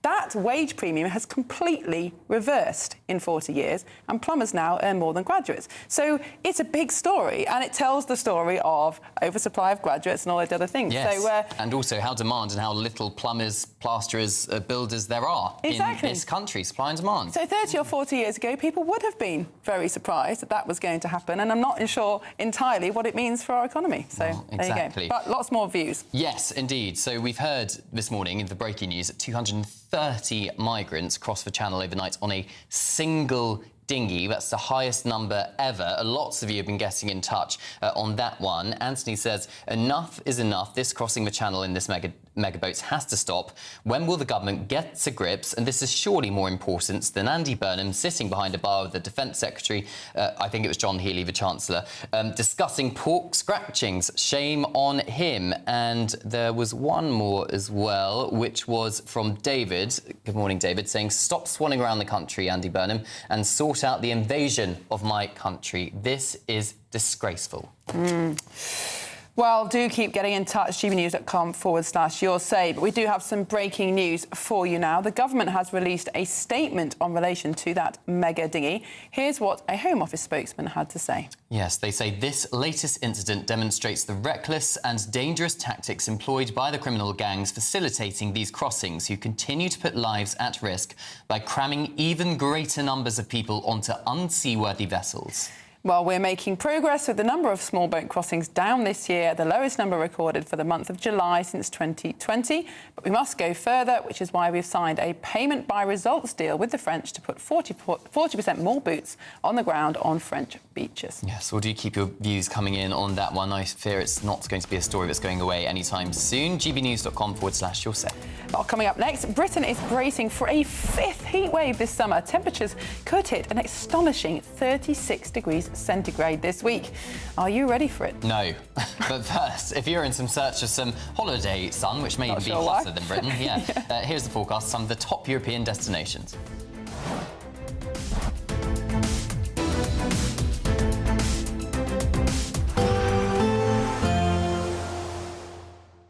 I forecast a perfect holiday in the sun. Weather looking good then? For sure, and no worries about our travel insurance. All Clear Travel Insurance sponsors GB News Travel Destinations Forecast. Hi there. A lot of high pressure dominates much of southern Europe, with a lot of sunshine and some thunderstorms in the mix too. Those thunderstorms, particularly across parts of Turkey and Greece, where we're seeing temperatures into the mid-30s. Further west across Italy, temperatures into the high 30s and low 40s, and very hot across parts of Spain as well, but a little bit more on the way cloud and slightly fresher conditions across the Canary Islands. Staying settled and hot throughout next week, temperatures peaking later. All Clear Travel Insurance sponsors GB News Travel Destinations Forecast. Britain's Newsroom, weekday mornings from 9:30. Yes, the Malaysian government has announced that it will renew the search for Malaysia Airlines flight MH370, which disappeared 10 years ago without a trace. Yes, the plane was carrying 239 people from Kuala Lumpur to Beijing. Previous attempts to locate the plane have all failed, leaving the families of those on board without any kind of closure. Well, for more on this, let's speak to Terry Tozer, a former airline pilot and author of Confessions of an Airline Pilot, Why Planes Crash. Terry, you sound like the perfect man to talk to about this, because this is perhaps the biggest aviation mystery of our modern age. Yeah, it is, and obviously a great tragedy as well. It's good to know that they're going to have another crack at trying to find it. GB News, the People's Channel. This is GB News, Britain's news channel. This is just health and safety gone mad. It's not the role of public authorities to be telling people what's for their best interest. And the reality is it's probably better to take the chance of a tree branch falling on you than going out in the sun and getting getting burnt in the sun. But the reality is, the reason why these councils are saying you've got to stay out of underneath the trees is they don't want anybody to get struck by a branch which they have a liability to, whilst they don't have a liability for anybody getting sunburnt. So it's all to do with public liability. I mean, if you look at East Cheshire Council, for example, in 2024, they had to pay out £500,000 because a branch fell on somebody. GB News, the People's Channel. This is GB News, Britain's news channel. In my hand, I have a colander. I have a piece of paper. Yes, there you have one too. So I'm going to run it so you can see me. So I think what you do is you shine, you indicate, you tell me what to do, and I'll do it for you. You never look at the sun directly. Yep, you good. allow the light to go through the colander, and that'll actually act as a pinhole camera and project images of the sun onto the piece of paper, and then you can look at the piece of paper and see the eclipse take place. Simple as that. You can do it also by using binoculars or a telescope and projecting an image from them onto a piece of paper. Yep. That will work just as well. Or get a bucket of water, let it settle, and look in the bucket of water, and you'll see the image of the sun in the water, and then you can observe the eclipse that way. GB News, the People's Channel.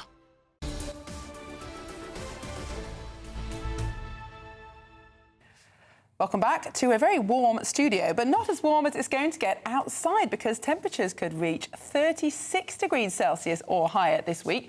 Britain is bracing for a fifth heat wave. Yes, and it is another one. Here to tell us more is GB News' national reporter Will Godley, who is joining us live from sunny Surrey. Will, what are people there saying? Well, good morning to both of you. Some people I've been speaking to excited for some more hot weather, others a little bit apprehensive about what these 36-degree temperatures could bring. Certainly the grass here won't be excited for any more heat wave, because it's looking very parched, very, very dry, as is grass up and down the country. But many people watching, listening today might be wondering why we're talking about a heat wave already. It's slightly cooler than it was over the weekend, and it's not as hot as it has been over the last few days, and it's not going to be as hot as it will be over this next week? Well, the Met Office today saying today could be the final bit of respite for people before this very hot stretch over the next few days, with temperatures potentially peaking up to 36 degrees. So they would say today is a great day to come out and enjoy the weather before it gets too hot. And this is what people here have been telling me about how they're feeling about this heat wave. Had enough of it now, actually. We're older, obviously, and it affects us a little bit more. And I've got a garden. I'd like to see some rain on the garden. But then, you know, if the rain comes in October and doesn't stop, we'll be moaning about the rain as well, so... Well, I quite enjoy it because my wife and I, we come up here quite regularly because it's a nice area, you know, and we get plenty of shade under the trees. I actually do love the heat, so it's actually been relatively easy for me. I think it is difficult. I tend to get up earlier, if I'm honest with you, and just use the early hours of the day. You know, the park's beautiful, we've got the river, you can get out and do all of that, and just try and take it easier when it's hotter.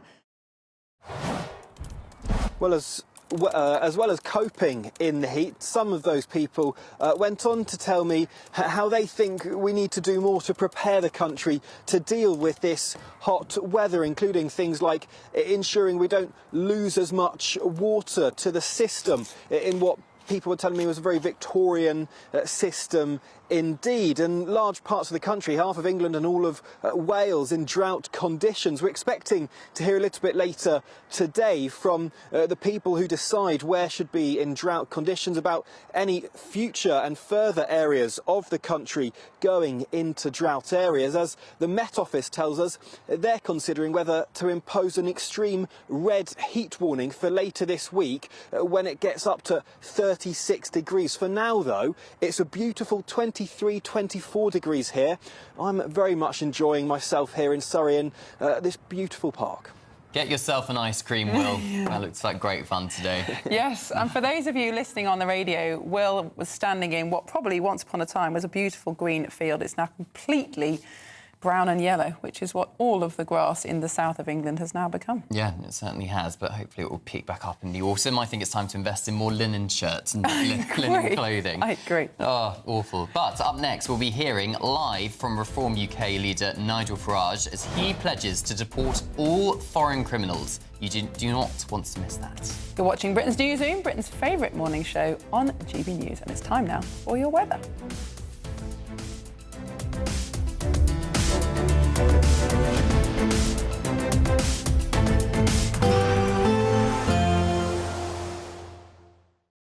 Today, clouds overhead, total zen within.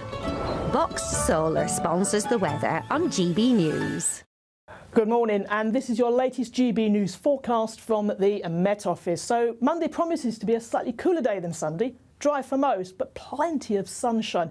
There is a little bit in the way of clouds, certainly across the south during the course of this morning. This is actually the legacy of a cold front which sunk south across the whole country during the course of the weekend. But some of the cloud on this front will be thick enough to produce a little bit of light rain and drizzle here and there, but more of a nuisance value. Most places staying dry. But with clear, bright sunshine, temperatures into the afternoon reaching into the high 20s, highs of 27 degrees for London. It's a slightly different story further north with a fair amount of cloud across parts of Scotland. And that will certainly actually help to keep a lid on the temperatures into the afternoon. By the time we get to the evening, we're looking at temperatures into the high teens. But there are some brighter skies in the mix too.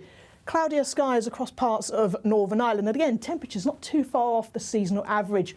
But across England and Wales, with bright, clear sunshine on offer into the evening, temperatures comfortably into the mid-20s.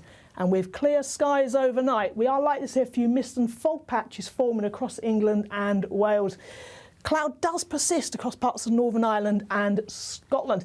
And overnight temperatures in Scotland will actually dip low enough, certainly some rural spots, for a touch of grass frost, but staying rather warm across the south with overnight lows in the mid-teens. But it's a bright and sunny start Tuesday morning. And if anything, the cloud across northern parts of the country will gradually lift and brighten up, so turning bright and sunny even here too, and across parts of Northern Ireland. But it's a warm day, another warm day, especially across England and Wales, with highs of 27 or 28 degrees across parts of the south. And these higher temperatures will actually push further north through the day. That's your forecast. Today, clouds overhead, total zen within. Box Solar sponsors the weather on GB News.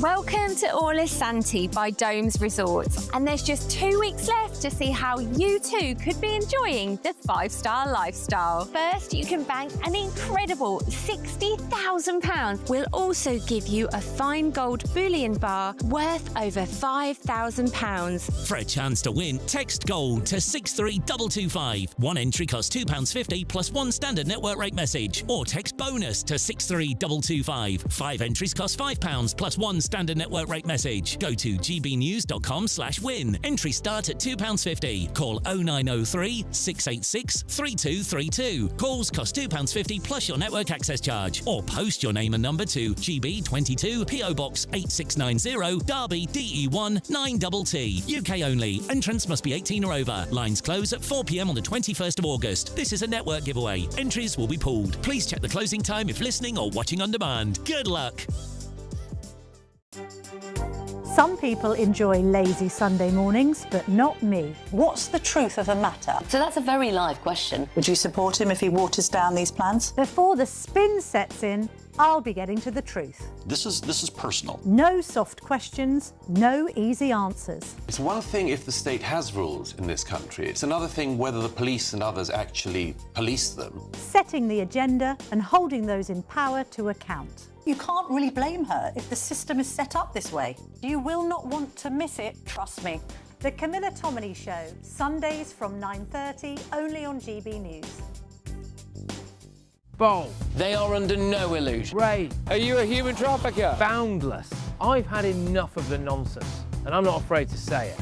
Don't get us on a BBC. Every weeknight, I tear through the headlines. The smell of gasoline. Should we be worried about it? From Westminster madness to cultural war chaos. What I'm going to do now is they are throwing things out the car as we speak. Get ready, Britain. Here we go. Patrick Christie's tonight, weeknights from 9 p.m, only on GB News, Britain's news channel.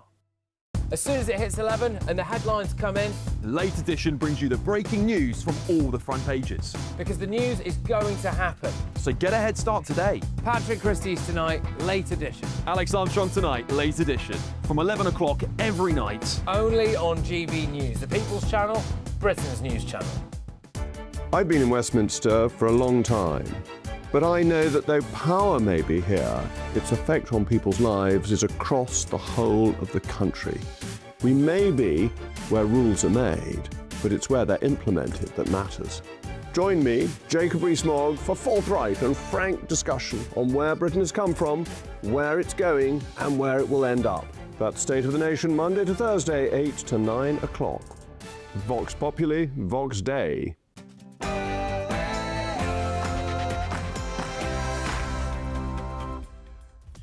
It's 11 o'clock on Monday, the 10th of August. Good morning, live across the United Kingdom. This is Britain's Newsroom with Cameron Walker and Miriam Cates. Well, any moment now, we're going to be hearing from Reform UK's Nigel Farage and Zia Youssef and their plans to deport foreign criminals to El Salvador. But in some breaking news, a mega dinghy carrying a record number of illegal migrants reaches Britain as 230 cross the channel in a single boat. And breathing space for your bills. The Prime Minister is rolling out everyday fixes to stop shoppers being duped by deceptive deals and unwanted subscriptions.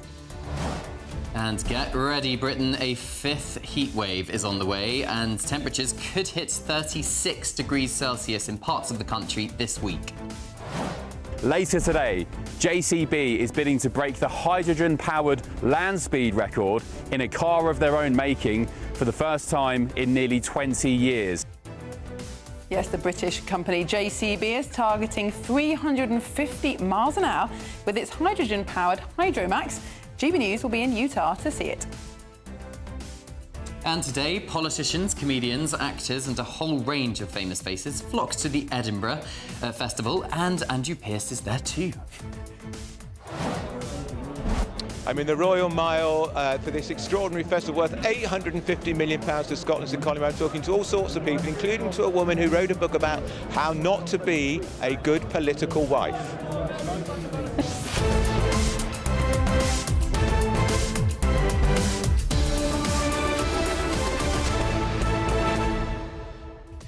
Well, any moment now, we're going to be hearing live from Nigel Farage, the Reform UK leader, as well as we think Zia Youssef as well, talking about Reform's plans to deport foreign prisoners to El Salvador and other third-party countries to try and reduce the prison population.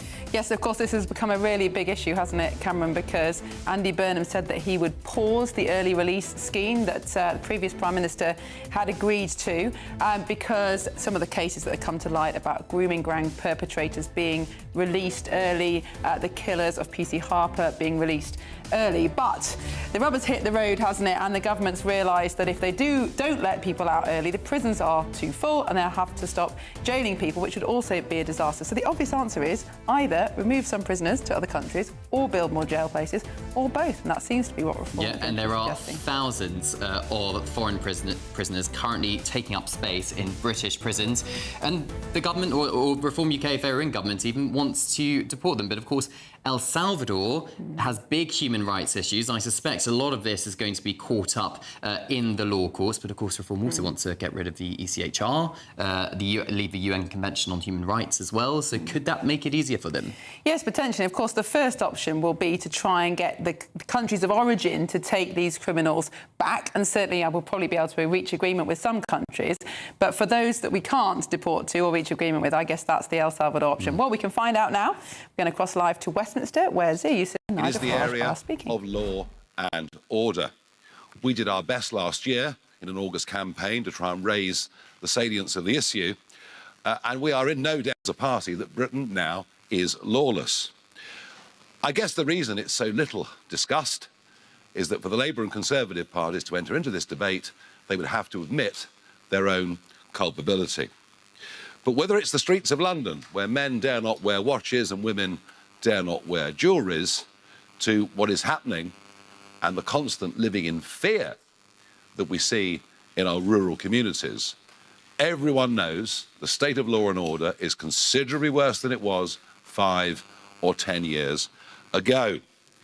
And yet, senior journalists and commentators rely on the England and Wales Crime Survey, a survey that is put through doors and filled in with a pencil and paper, and they say, look at the figures of this survey, and it will show you that crime at all levels is falling. That is because it is a completely outdated way of measuring it.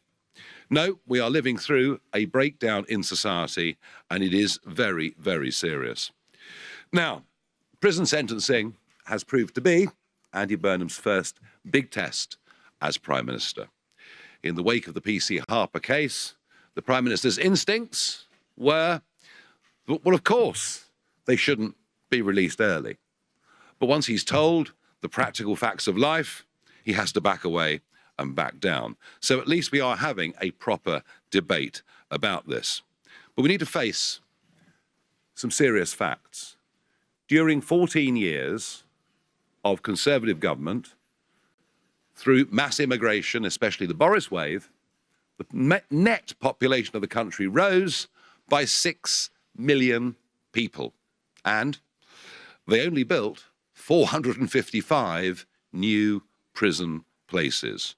So early release isn't some new idea that this Labour government's just come up with. It was the Conservative governments that introduced it. And for all we hear on the radio and see on the telly, Conservative spokesmen and women on this issue, perhaps we better remind them that it was the Conservatives that gave early release to 158,000 prisoners. So they were very much the architects of this mess. And certainly it's true that Labour have inherited a very, very difficult situation. But they don't appear to have the imagination or the will to solve it. And that is where keeping criminals behind bars, that is where this document comes in. Because, once again, Reform are proposing practical policy solutions to difficult national issues. And quite often when we do this, we find within a few weeks, one or more of the other parties tend to follow our lead. So let's begin with the over 10,000 foreign national offenders that are currently in Britain's prisons. That figure is rising all the time. In fact, our expenditure on this is 50% higher than it was as recently as 2019. This is really quite straightforward.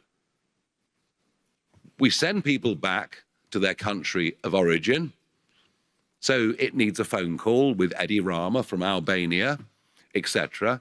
And if they refuse, we then send foreign national offenders off to third parties. Kosovo is perhaps one good example currently being used by Sweden.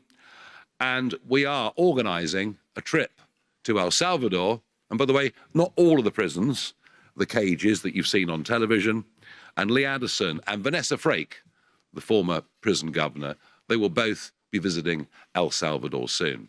To house a foreign national offender in El Salvador will be half the cost of housing a foreign national offender in this country and will give us more prison spaces. Add to that a concept that we did announce last year, but perhaps bears repetition, the concept of Nightingale prisons. We did it during the pandemic with Nightingale hospitals, and we're confident and we believe we can have 12,000 Nightingale hospital places within the first 18 months of a reform government. Underpinning this are some basic principles: that dangerous criminals must serve their full term. The public demands nothing less.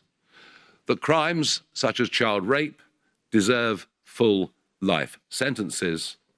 And lower down the scale, because of Labour's recent legislation, anybody that is given a prison sentence of less than a year is now highly unlikely to serve any prison time at all, which is frankly opening the door to shoplifting and lower levels of burglary. And we insist that every single shoplifting incident should be prosecuted. And you know, there are big benefits in keeping serial criminals behind bars. Sweden have a comprehensive survey showing that 60% of violent crime in Sweden is committed by 1% of the population. And the figures in this country are not dissimilar. Repeated criminals, those who cannot be rehabilitated, and by the way, we would all say for first-time offenders, every attempt should be made within prisons to educate and rehabilitate. But when people pass beyond that measure, the never-ending cycle of causing violence and distress to others, of going to prison, of serving a third or 40% of a sentence, and then coming out and doing it again, is having a very, very grievous effect on large numbers of people in society.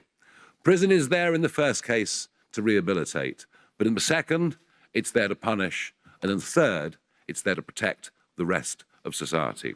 So I commend keeping criminals behind bars, and I would ask Sia Youssef to give us more details. Thank you.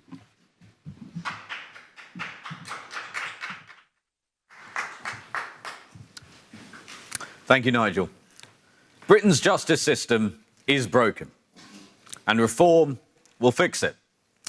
Under changes made by Labour and the Tories, when someone is sentenced to prison by a judge in this country, they only serve a fraction of their sentence. A reform government will reverse Burnham's soft on-crime changes to ensure that dangerous criminals serve the entirety of their prison sentence. We will deport foreign criminals to serve their sentences abroad rather than in British soil, and rapidly build Nightingale prisons to create the necessary prison capacity. For proof of just how broken Britain's justice system is, look no further than the fact that the killers of Police Constable Andrew Harper are about to be released early from jail. On the night of the 15th of August 2019, Lizzie Harper received a knock at the door. She expected her husband, Andrew, to walk through it after a long shift. Instead, she was met by uniformed officers delivering the devastating news that the man she had married just 4 weeks prior had been killed in the line of duty. Lissy later described that moment of catastrophic loss. She said that everything she knew and every ounce of peace had been cruelly robbed from her. The couple had been together for 13 years, having first met when they were teenagers. During his funeral, she remembered Andrew as a childhood sweetheart, recalling how he used to pass her notes during their school days.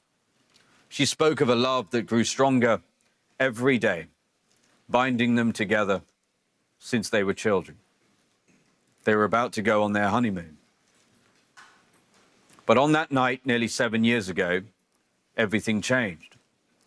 Albert Bowers and Jesse Cole dragged Police Constable Harper behind their car for over a mile across country roads at speeds of up to 60 miles an hour. He suffered catastrophic injuries and died at the scene. The men who brutally killed him are about to be released early, along with thousands of others.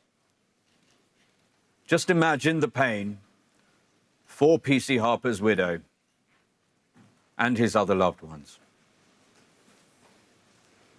And make no mistake, this mad policy of releasing criminals early has directly led to more British people being killed.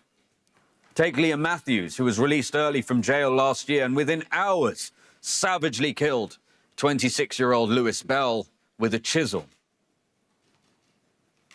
Labour's Home Secretary Shabana Mahmood has already released a staggering 70,000 prisoners early. And it's not just Labour. The Tories released thousands of prisoners early too, including murderers and rapists. It was the Tories that created the prison capacity crisis. They imported 6 million net new people through immigration and, as Nigel said, built 455 net new prison places to cope. Not 455,000, 455. Reform will bring justice back to Britain. We will change the law so that those who commit serious crimes like murder, manslaughter, rape, and serious violence serve their full sentences. Unbelievably, there are over 10,000 foreign nationals in British jails. We will deport all of them, sending them to serve their sentences in countries like El Salvador or Kosovo if their home countries will not take them back. And we will use that space to ensure that serious criminals stay where they belong, behind bars. Because this is a national emergency. British people are literally being killed because there is not enough space in our prisons. And that's why a reform government will embark on the fastest expansion of the prison estate since the Victorian era here at home. We will rapidly build capacity. We will take advantage of new prefabricated modular technology and build 12,000 prison places in the form of Nightingale prisons on Ministry of Defence land, and the Army will be called in to assist. Together, these measures will create an additional 22,000 prison places compared to Andy Burnham's plans. And this will mean we can make the following promise to the British people. Under Prime Minister Farage, killers, rapists and violent thugs will never be released a day early. And this vastly expanded prison capacity will also enable us to ensure that those sentenced to jail terms of less than a year actually go to jail, overturning Labour's shameful attempt to effectively decriminalise theft and shoplifting. The British people are being tormented by convicted criminals who should be in jail. We live in a country that is becoming ever more lenient on those who break our laws and ever harsher on those who follow them. All that changes under a reform government. When Nigel Farage is Prime Minister, those who commit grave crimes will never be released early. We will keep them in jail where they belong. And we will keep the great British people safe. Thank you very much.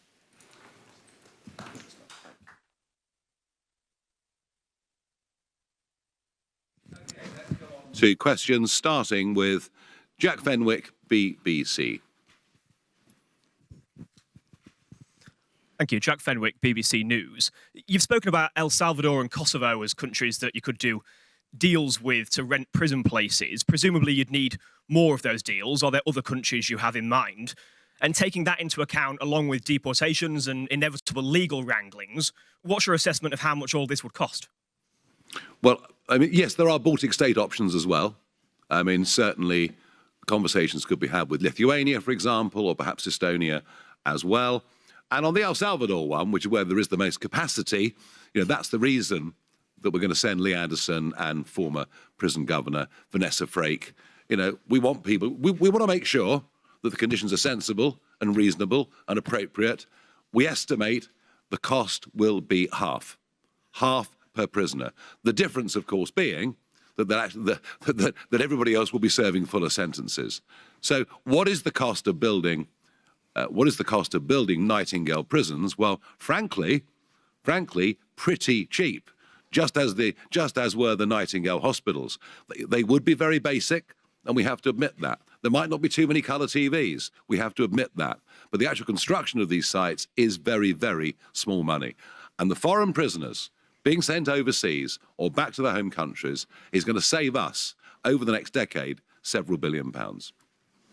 Thank you. Any more on that for you, sir? Yeah, I mean, so just to give you some context, as Nigel said, we're going to make sure that the prison conditions in El Salvador, look, it's not going to be a summer camp. It's not going to be particularly fun, but it won't be cruel and it won't be unreasonable.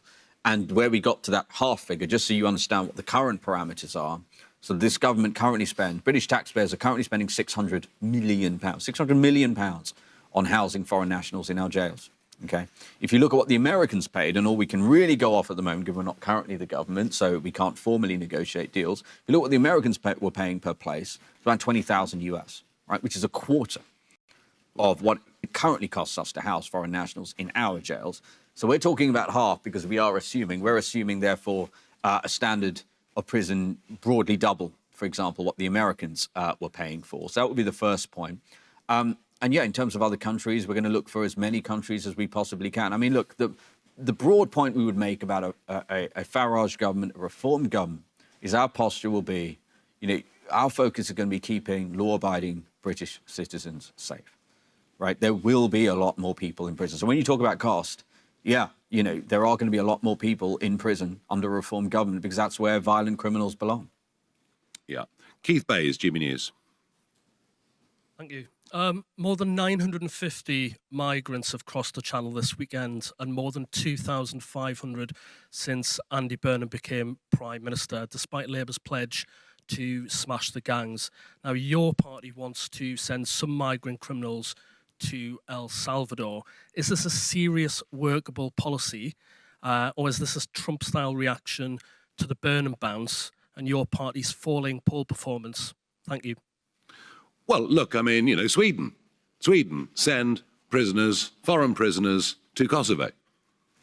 So I think if Sweden do that and operate that principle, as well as America operating that principle, I would have thought there was a very grown-up way of approaching it. I have to say, I just find the sheer levels of inaction from both this and the previous government. They confront these huge issues and they appear to be incapable of doing anything to solve the problems. And that leads us on to the first point you made. A mega dinghy, it's not a dinghy, is it? A boat carrying 230 people was taken into Dover docks at 2:30 this morning. That's a record. And we're rapidly heading towards the Mediterranean. Before long, there'll be thousands coming every single day. You can't smash the gangs. It's impossible. We can catch a gang leader. We can give them 20 years in prison. We can fine them millions of euros. It doesn't matter. The rewards are so great, somebody else pops up who's prepared to do it. We've even now got dinghies regularly leaving Dieppe, which is in Normandy. So we're now looking at a stretch of coastline of about 130 miles long from which these boats can leave. And there is only one way to stop this. And the Conservatives failed totally, mostly through ECHR. Labour have failed totally. And we put forward a proposal last week that said, if you get to the 12-mile line in the English Channel, the Royal Navy, using border force boats, of which we have, by the way, 4 giant vessels, which are used every day. Every day we pick people out of the water at the 12-mile line. We opt to take them to Dover. Our plan is take them back to France. And I tell you what, if we started doing that, within a couple of weeks, there would be no more migrant boats.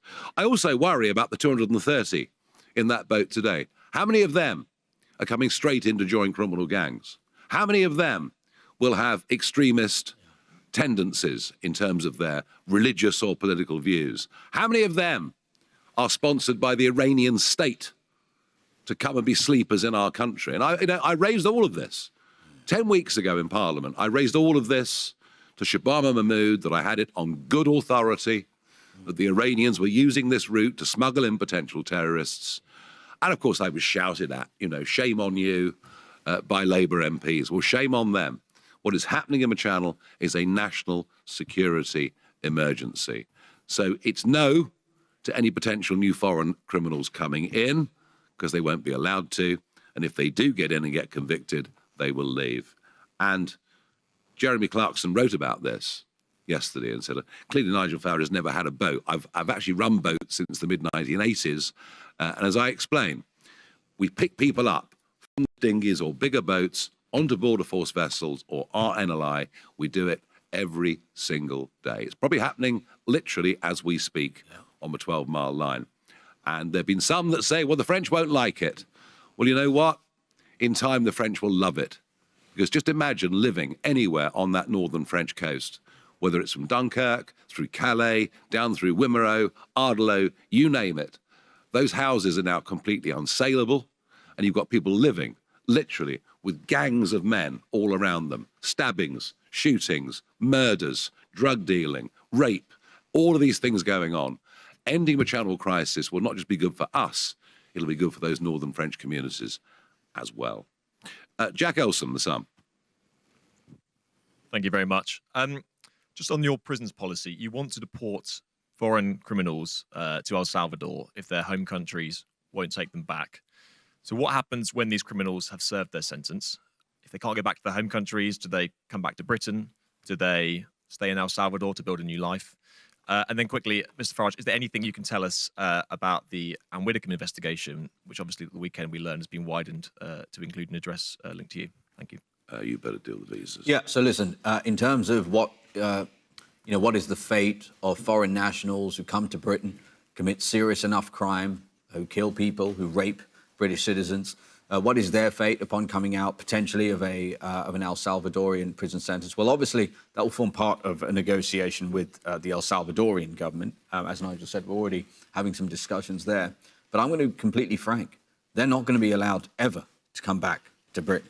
No. And so the people you should be asking that question to are the leaders of their home countries. And look, this is also an important point.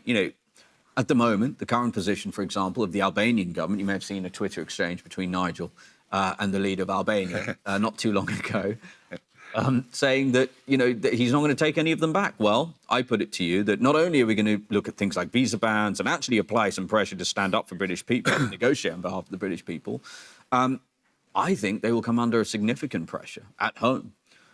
If we make a call, if Nigel's Prime Minister and he makes a call and saying, listen, if you don't take them back, just FYI, for example, they're going to El Salvador, I think that's going to place an enormous amount of pressure on them. So the direct answer to your question is that will come down to some negotiations with the El Salvadorian government. But our priority is simple. It is to the British people, and to them we can assure them those people will never be allowed back into this country.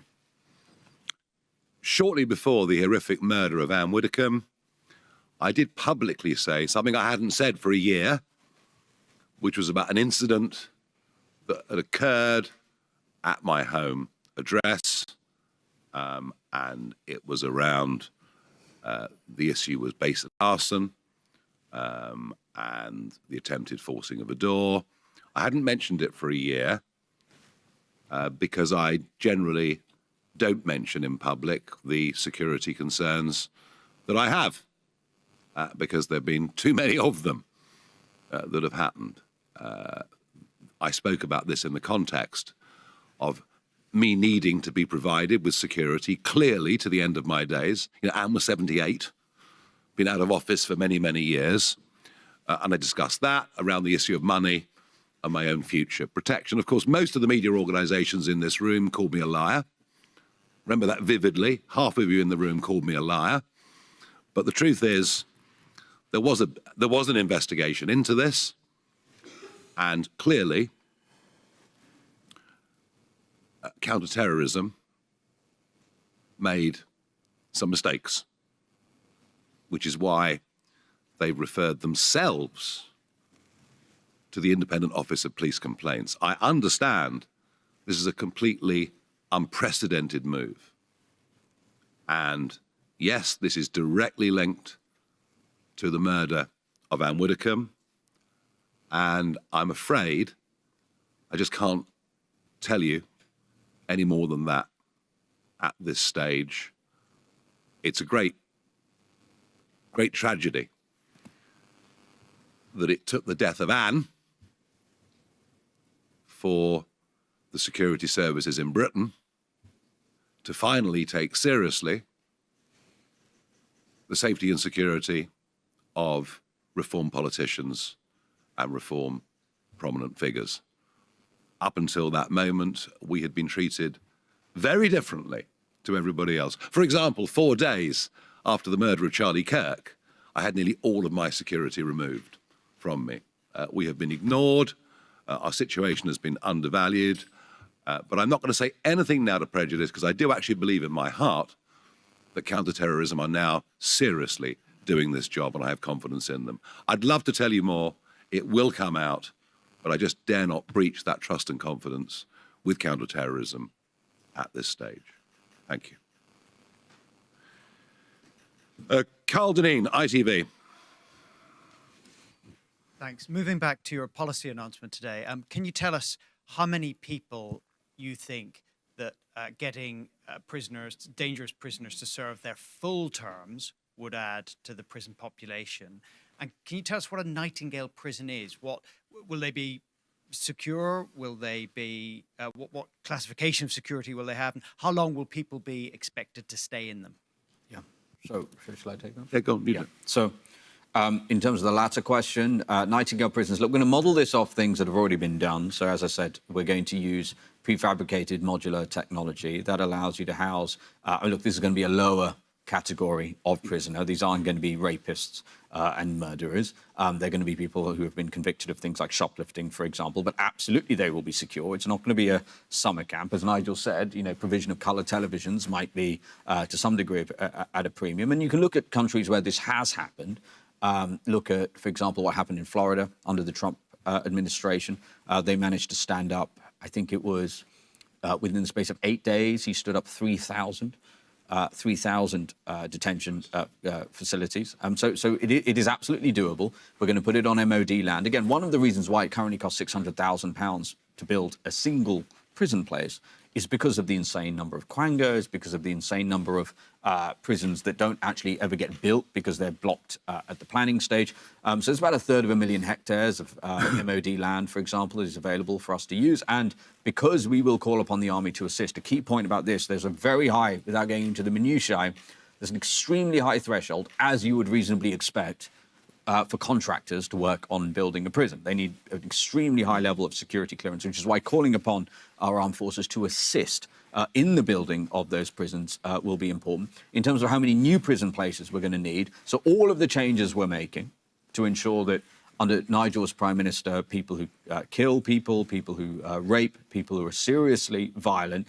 never get set out of jail early, and ending this insane, reversing this insane new policy from Burnham, which is going to be all but eliminate jail sentences of under a year, completely undermining our justice and policing system. All of that is going to add, we estimate we're going to need to incarcerate an additional 18,000 people. But as I said, if you look at, if you compound the numbers here, we're talking about 12,000 new Nightingale prisons, we're talking about 10,000 additional places that we're going to rent abroad, and that's on top of the 14,000 that Labour are going to build. So we're talking about you're talking about 36,000 there. Yep, thank you. Noah Hoffman, Spectator. Thank you. Ms Farage, a lot of videos taken from France of dinghy crossings actually capture so-called human rights charities effectively facilitating the illegal arrival of migrants.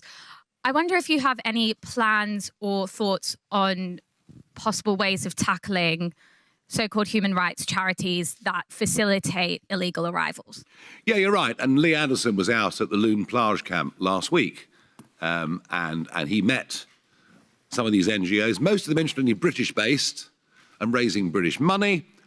I've been of the view of, I won't name them because that might spoil my afternoon, but their names are quite well known, and they should be charged with aiding and abetting illegal immigration. Of that, I have no doubt at all.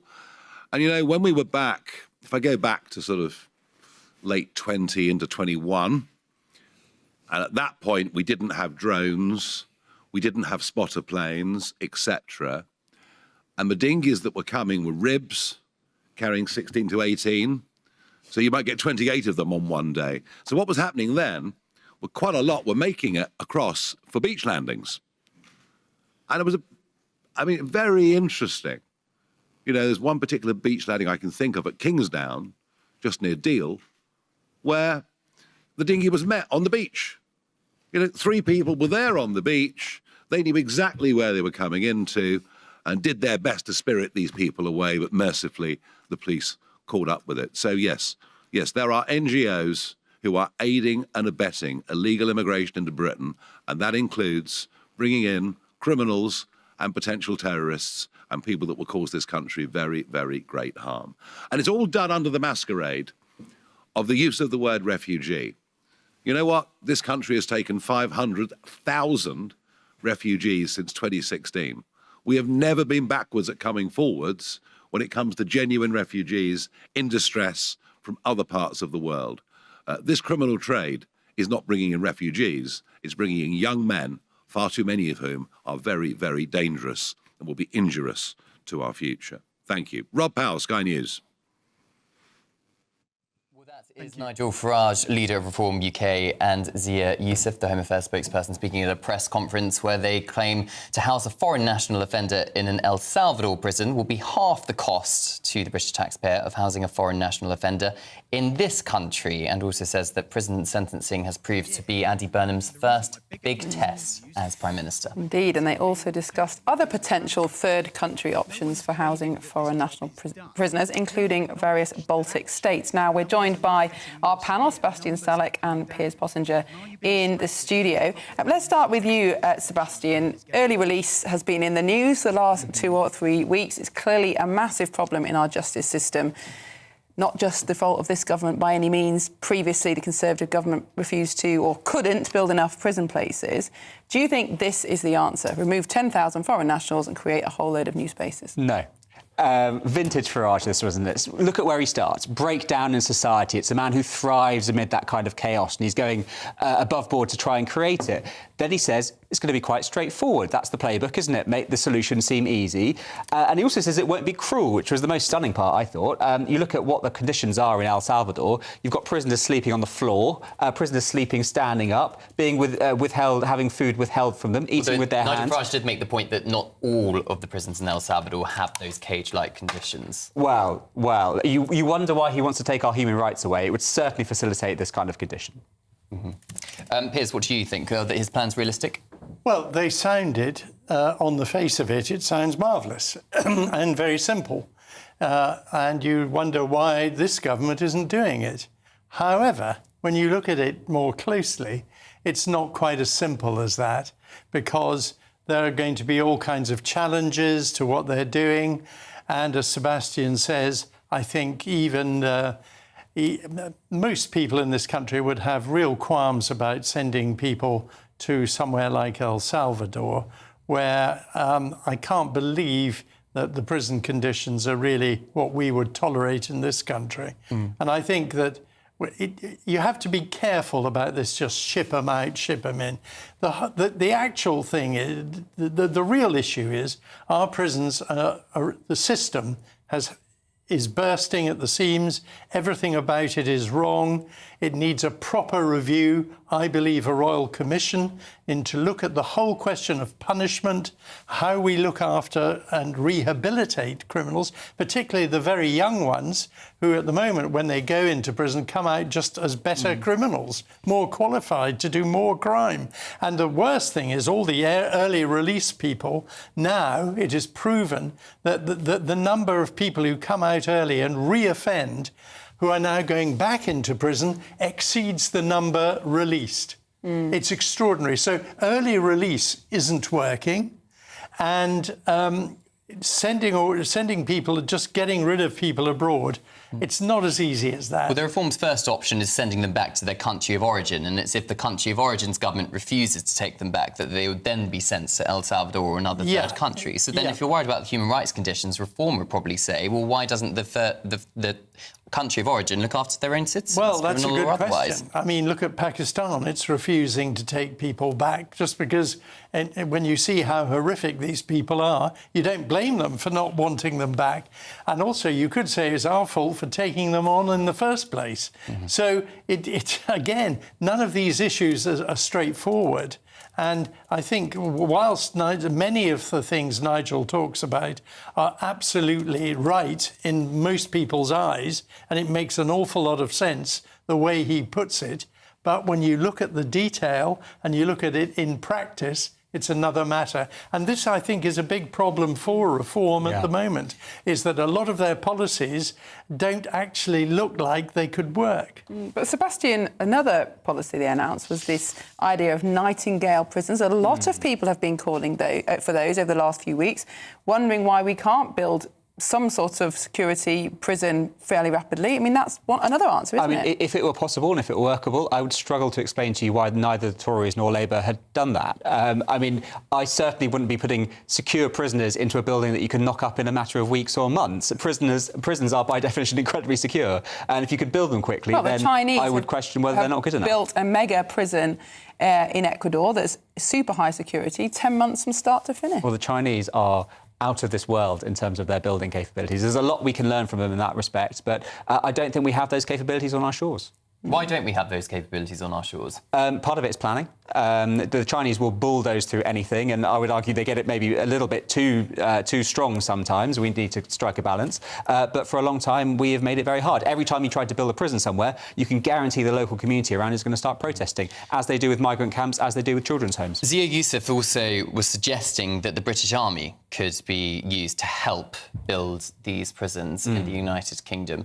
How workable would that be when we know that the armed forces in this country are incredibly overstretched anyway, and the threat of Russia rolls on, and indeed Iran, and indeed China? Not all of them are builders, by the way. They're mostly soldiers or sailors or airmen. I mean, I do think that's a bit fanciful, and I think that's when reforms start losing people, is when they start going into the realms of idiocy, quite frankly. I mean, we've got a lot of people who build things in this country, and they'd build more houses if only the conditions were better. At the moment, you know, we could easily build these prisons. It's a question of looking at the whole system and rethinking it. We haven't really changed our penal system since it started. We're basically the same as we were in Dickensian. I think the great Victorian prison reformers would probably argue with that. Sebastian, one thing that fascinated me at the beginning of the press conference, Nigel Farage talking about the England and Wales crime survey, and he put his finger on a debate that's been going on between left and right for quite some time now. Is crime in Britain rising or falling? Well, the crime survey says it's falling, but many people's lived experience, anecdotal evidence, says it's rising. Which is it, and why isn't the crime survey up to scratch? Well, there's a big difference between crime and perception of crime. If you witness a robbery, you're going to think that crime is everywhere because it's been very apparent in your lived experience. But the crime survey, introduced by Thatcher, by the way, they phone people and they ask them if they've been a victim of crime rather than relying on people to come to them. So it's a much better read on what's actually going on. But it depends on the sample size, whether or not it's representative. And Farage seemed to be implying that it wasn't reliable anymore, a bit like the Labour Force survey, which most economists have now completely junked because it's just not worth the paper it's written on. Sure, yeah, and or the two separate pixels it's instances. written on. But the reality is the crime survey of England and Wales is not politically advantageous to Farage, so it's in his interest to try to scrap it or to trash it at every opportunity. GBNews' Home and Security editor Mark White joins us in the studio. I believe you've got some breaking news on this mega dinghy. Well, there's images of the mega dinghy that I think will just give you an indication of how significant this event is. Look at that. This is from the French lifeboat, the SNS, who took these images just offshore, south of Boulogne yesterday. That dinghy, that's much bigger than the mega dinghies we were talking about previously. So the mega dinghies that would have 170 odd on, they're bigger even than that. They're at least twice the size of the normal migrant dinghies that we get out in the water that can carry 200 odd. And this is clearly a very worrying new sort of step that the criminal gangs have taken in their supply chains. They've gone, I would imagine, to their Chinese backstreet factories, which is where they get these rubber inner tube vessels knocked up in the first place, and they've asked for a super size, please. And that's what they've got here. So that means even though, and it's true to say, that the money provided to the French by the British government has allowed hundreds of more police officers in the north around Dunkirk and Calais. They can't be everywhere, and so they're not much further south that these boats launch from. So they're launching fewer boats, but bigger boats with many more migrants on from much further afield. They can sometimes be in the water for 24 hours or more before they get to UK waters and are picked up. But as I say, the prize for the criminal gangs is you get a boat across with 230 people on board at 3,000 a pop.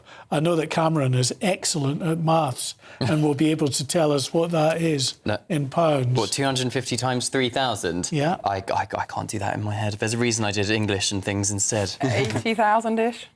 800,000? Yes. 100,000? If it was basically 1,000 at 230 would be 230,000. You're looking at 800,000 so triple that, plus. So almost £1 million £800,000 a boat. Yes, 150,000. Yeah. That is incredible. And that's got to be the worry. That, and this is it, by the way, on the quayside. It's been deflated, but you can see it along the quayside. Those border officers are walking next to one of the other normal-sized migrant dinghies in the background on the quay that's still fully inflated, the lighter coloured migrant boat. So you can see just how long these things are. And it is massive, great big tubes down each side. And the migrants sit all along the tube. They straddle the tube like they're riding a horse.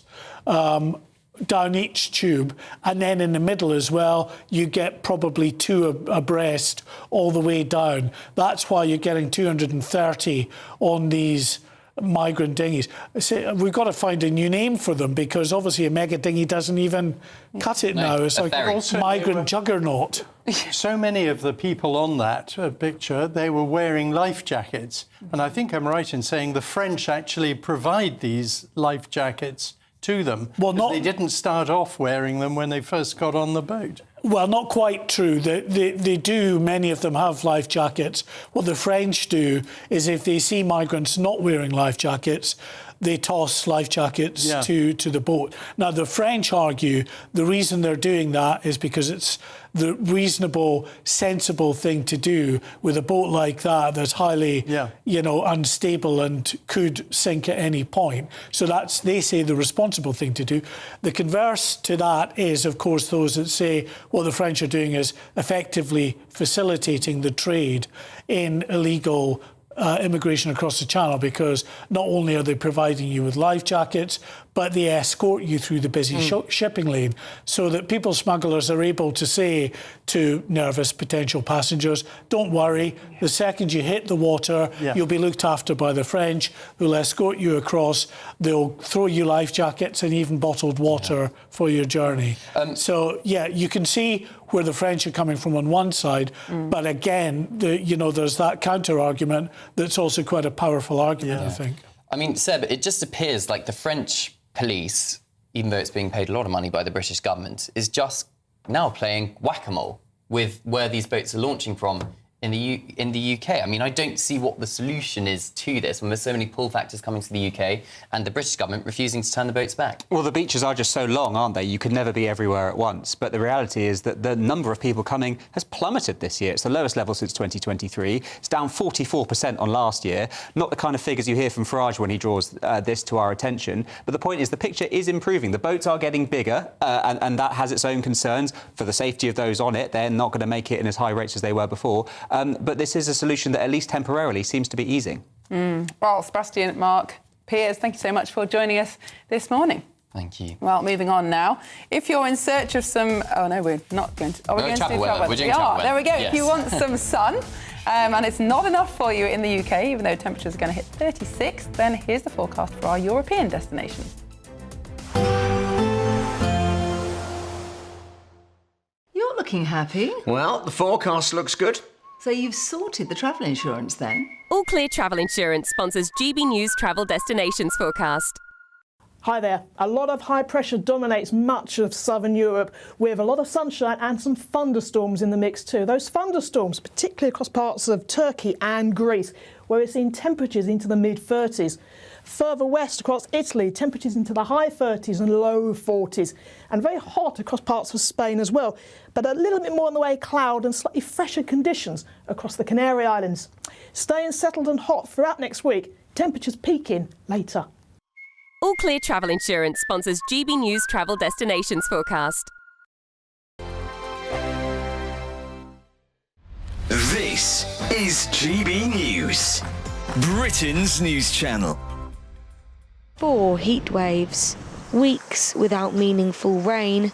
As the UK heads towards one of its hottest summers on record, the pressure is showing here in Sussex, in the fruit growing across these fields.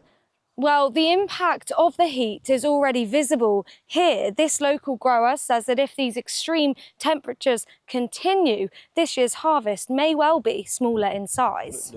I don't think there's been another period like this in the history.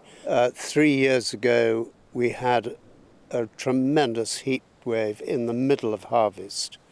We were unable to get the fruit to cool down quickly enough. The following year, we had a very, very light crop, and the same again this year.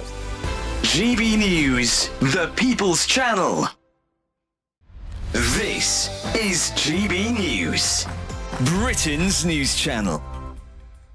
Britain's only all-female chess team, called She Plays to Win, has been promoted to the game's top division, only to be told they must recruit a male player to compete.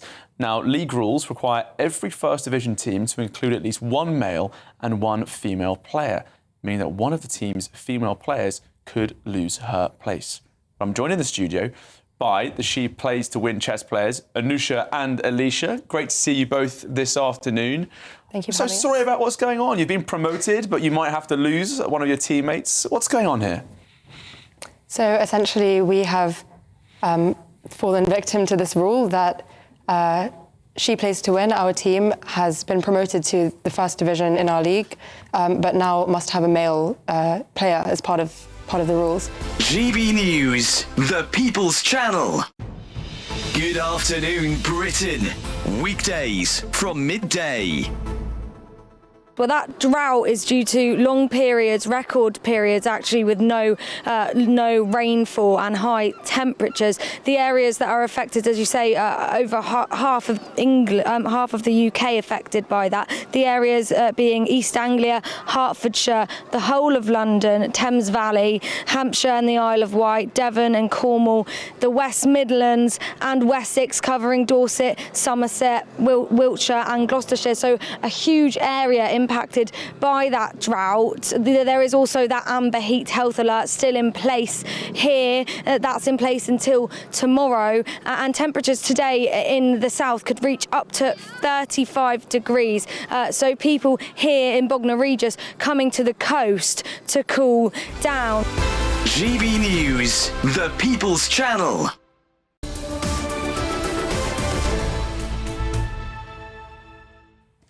Welcome back to Britain's Newsroom. Now some breaking news for you. An Afghan asylum seeker who raped a 13-year-old girl has been sentenced to 9.5 years in prison at Nottingham Crown Court. Yeah, Abdul Khan was also convicted on Friday of charges relating to sexual communication with a child, meeting a child following grooming and perverting the course of justice. Well, Khan arrived in the UK illegally back in 2015 on a lorry.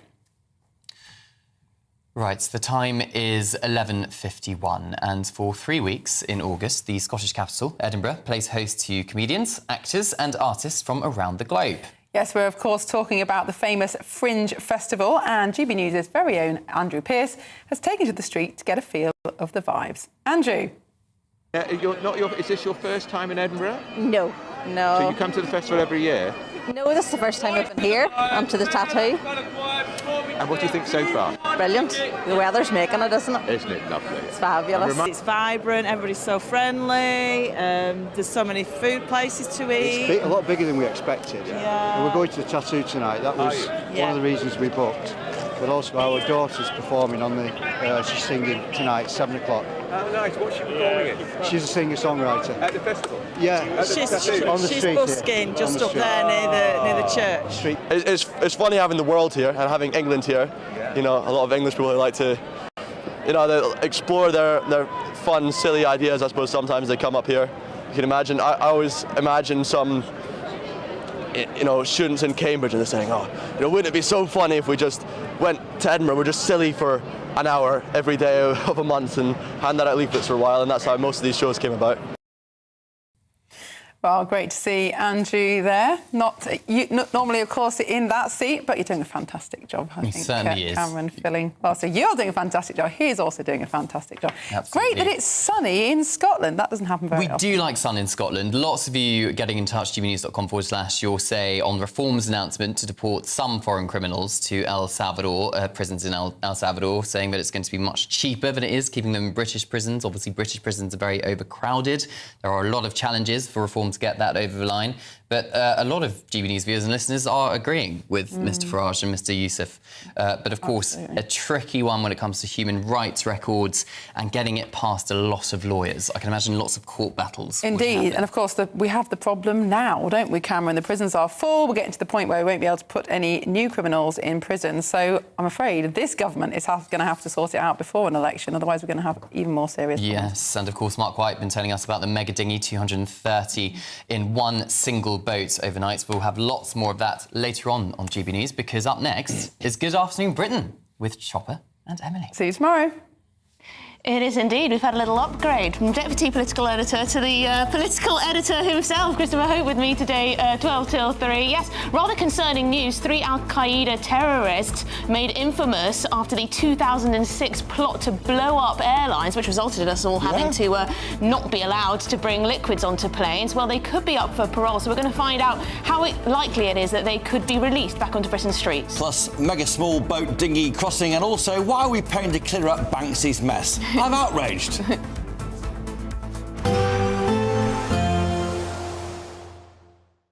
Expect warm spells with the odd rude interruption.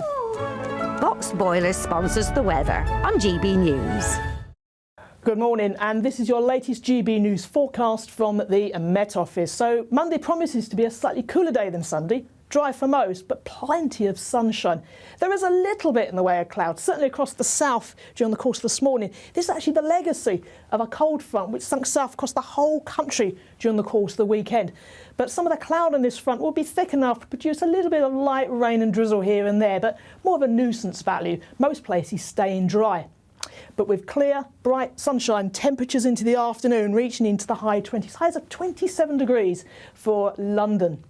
It's a slightly different story further north, with a fair amount of cloud across parts of Scotland. And that will certainly actually help to keep a lid on the temperatures into the afternoon. By the time we get to the evening, we're looking at temperatures into the high teens. But there are some brighter skies in the mix too. Cloudier skies across parts of Northern Ireland. And again, temperatures not too far off the seasonal average. But across England and Wales, with bright, clear, sunshine on offer into the evening, temperatures comfortably into the mid-20s. And with clear skies overnight, we are likely to see a few mist and fog patches forming across England and Wales. Cloud does persist across parts of Northern Ireland and Scotland.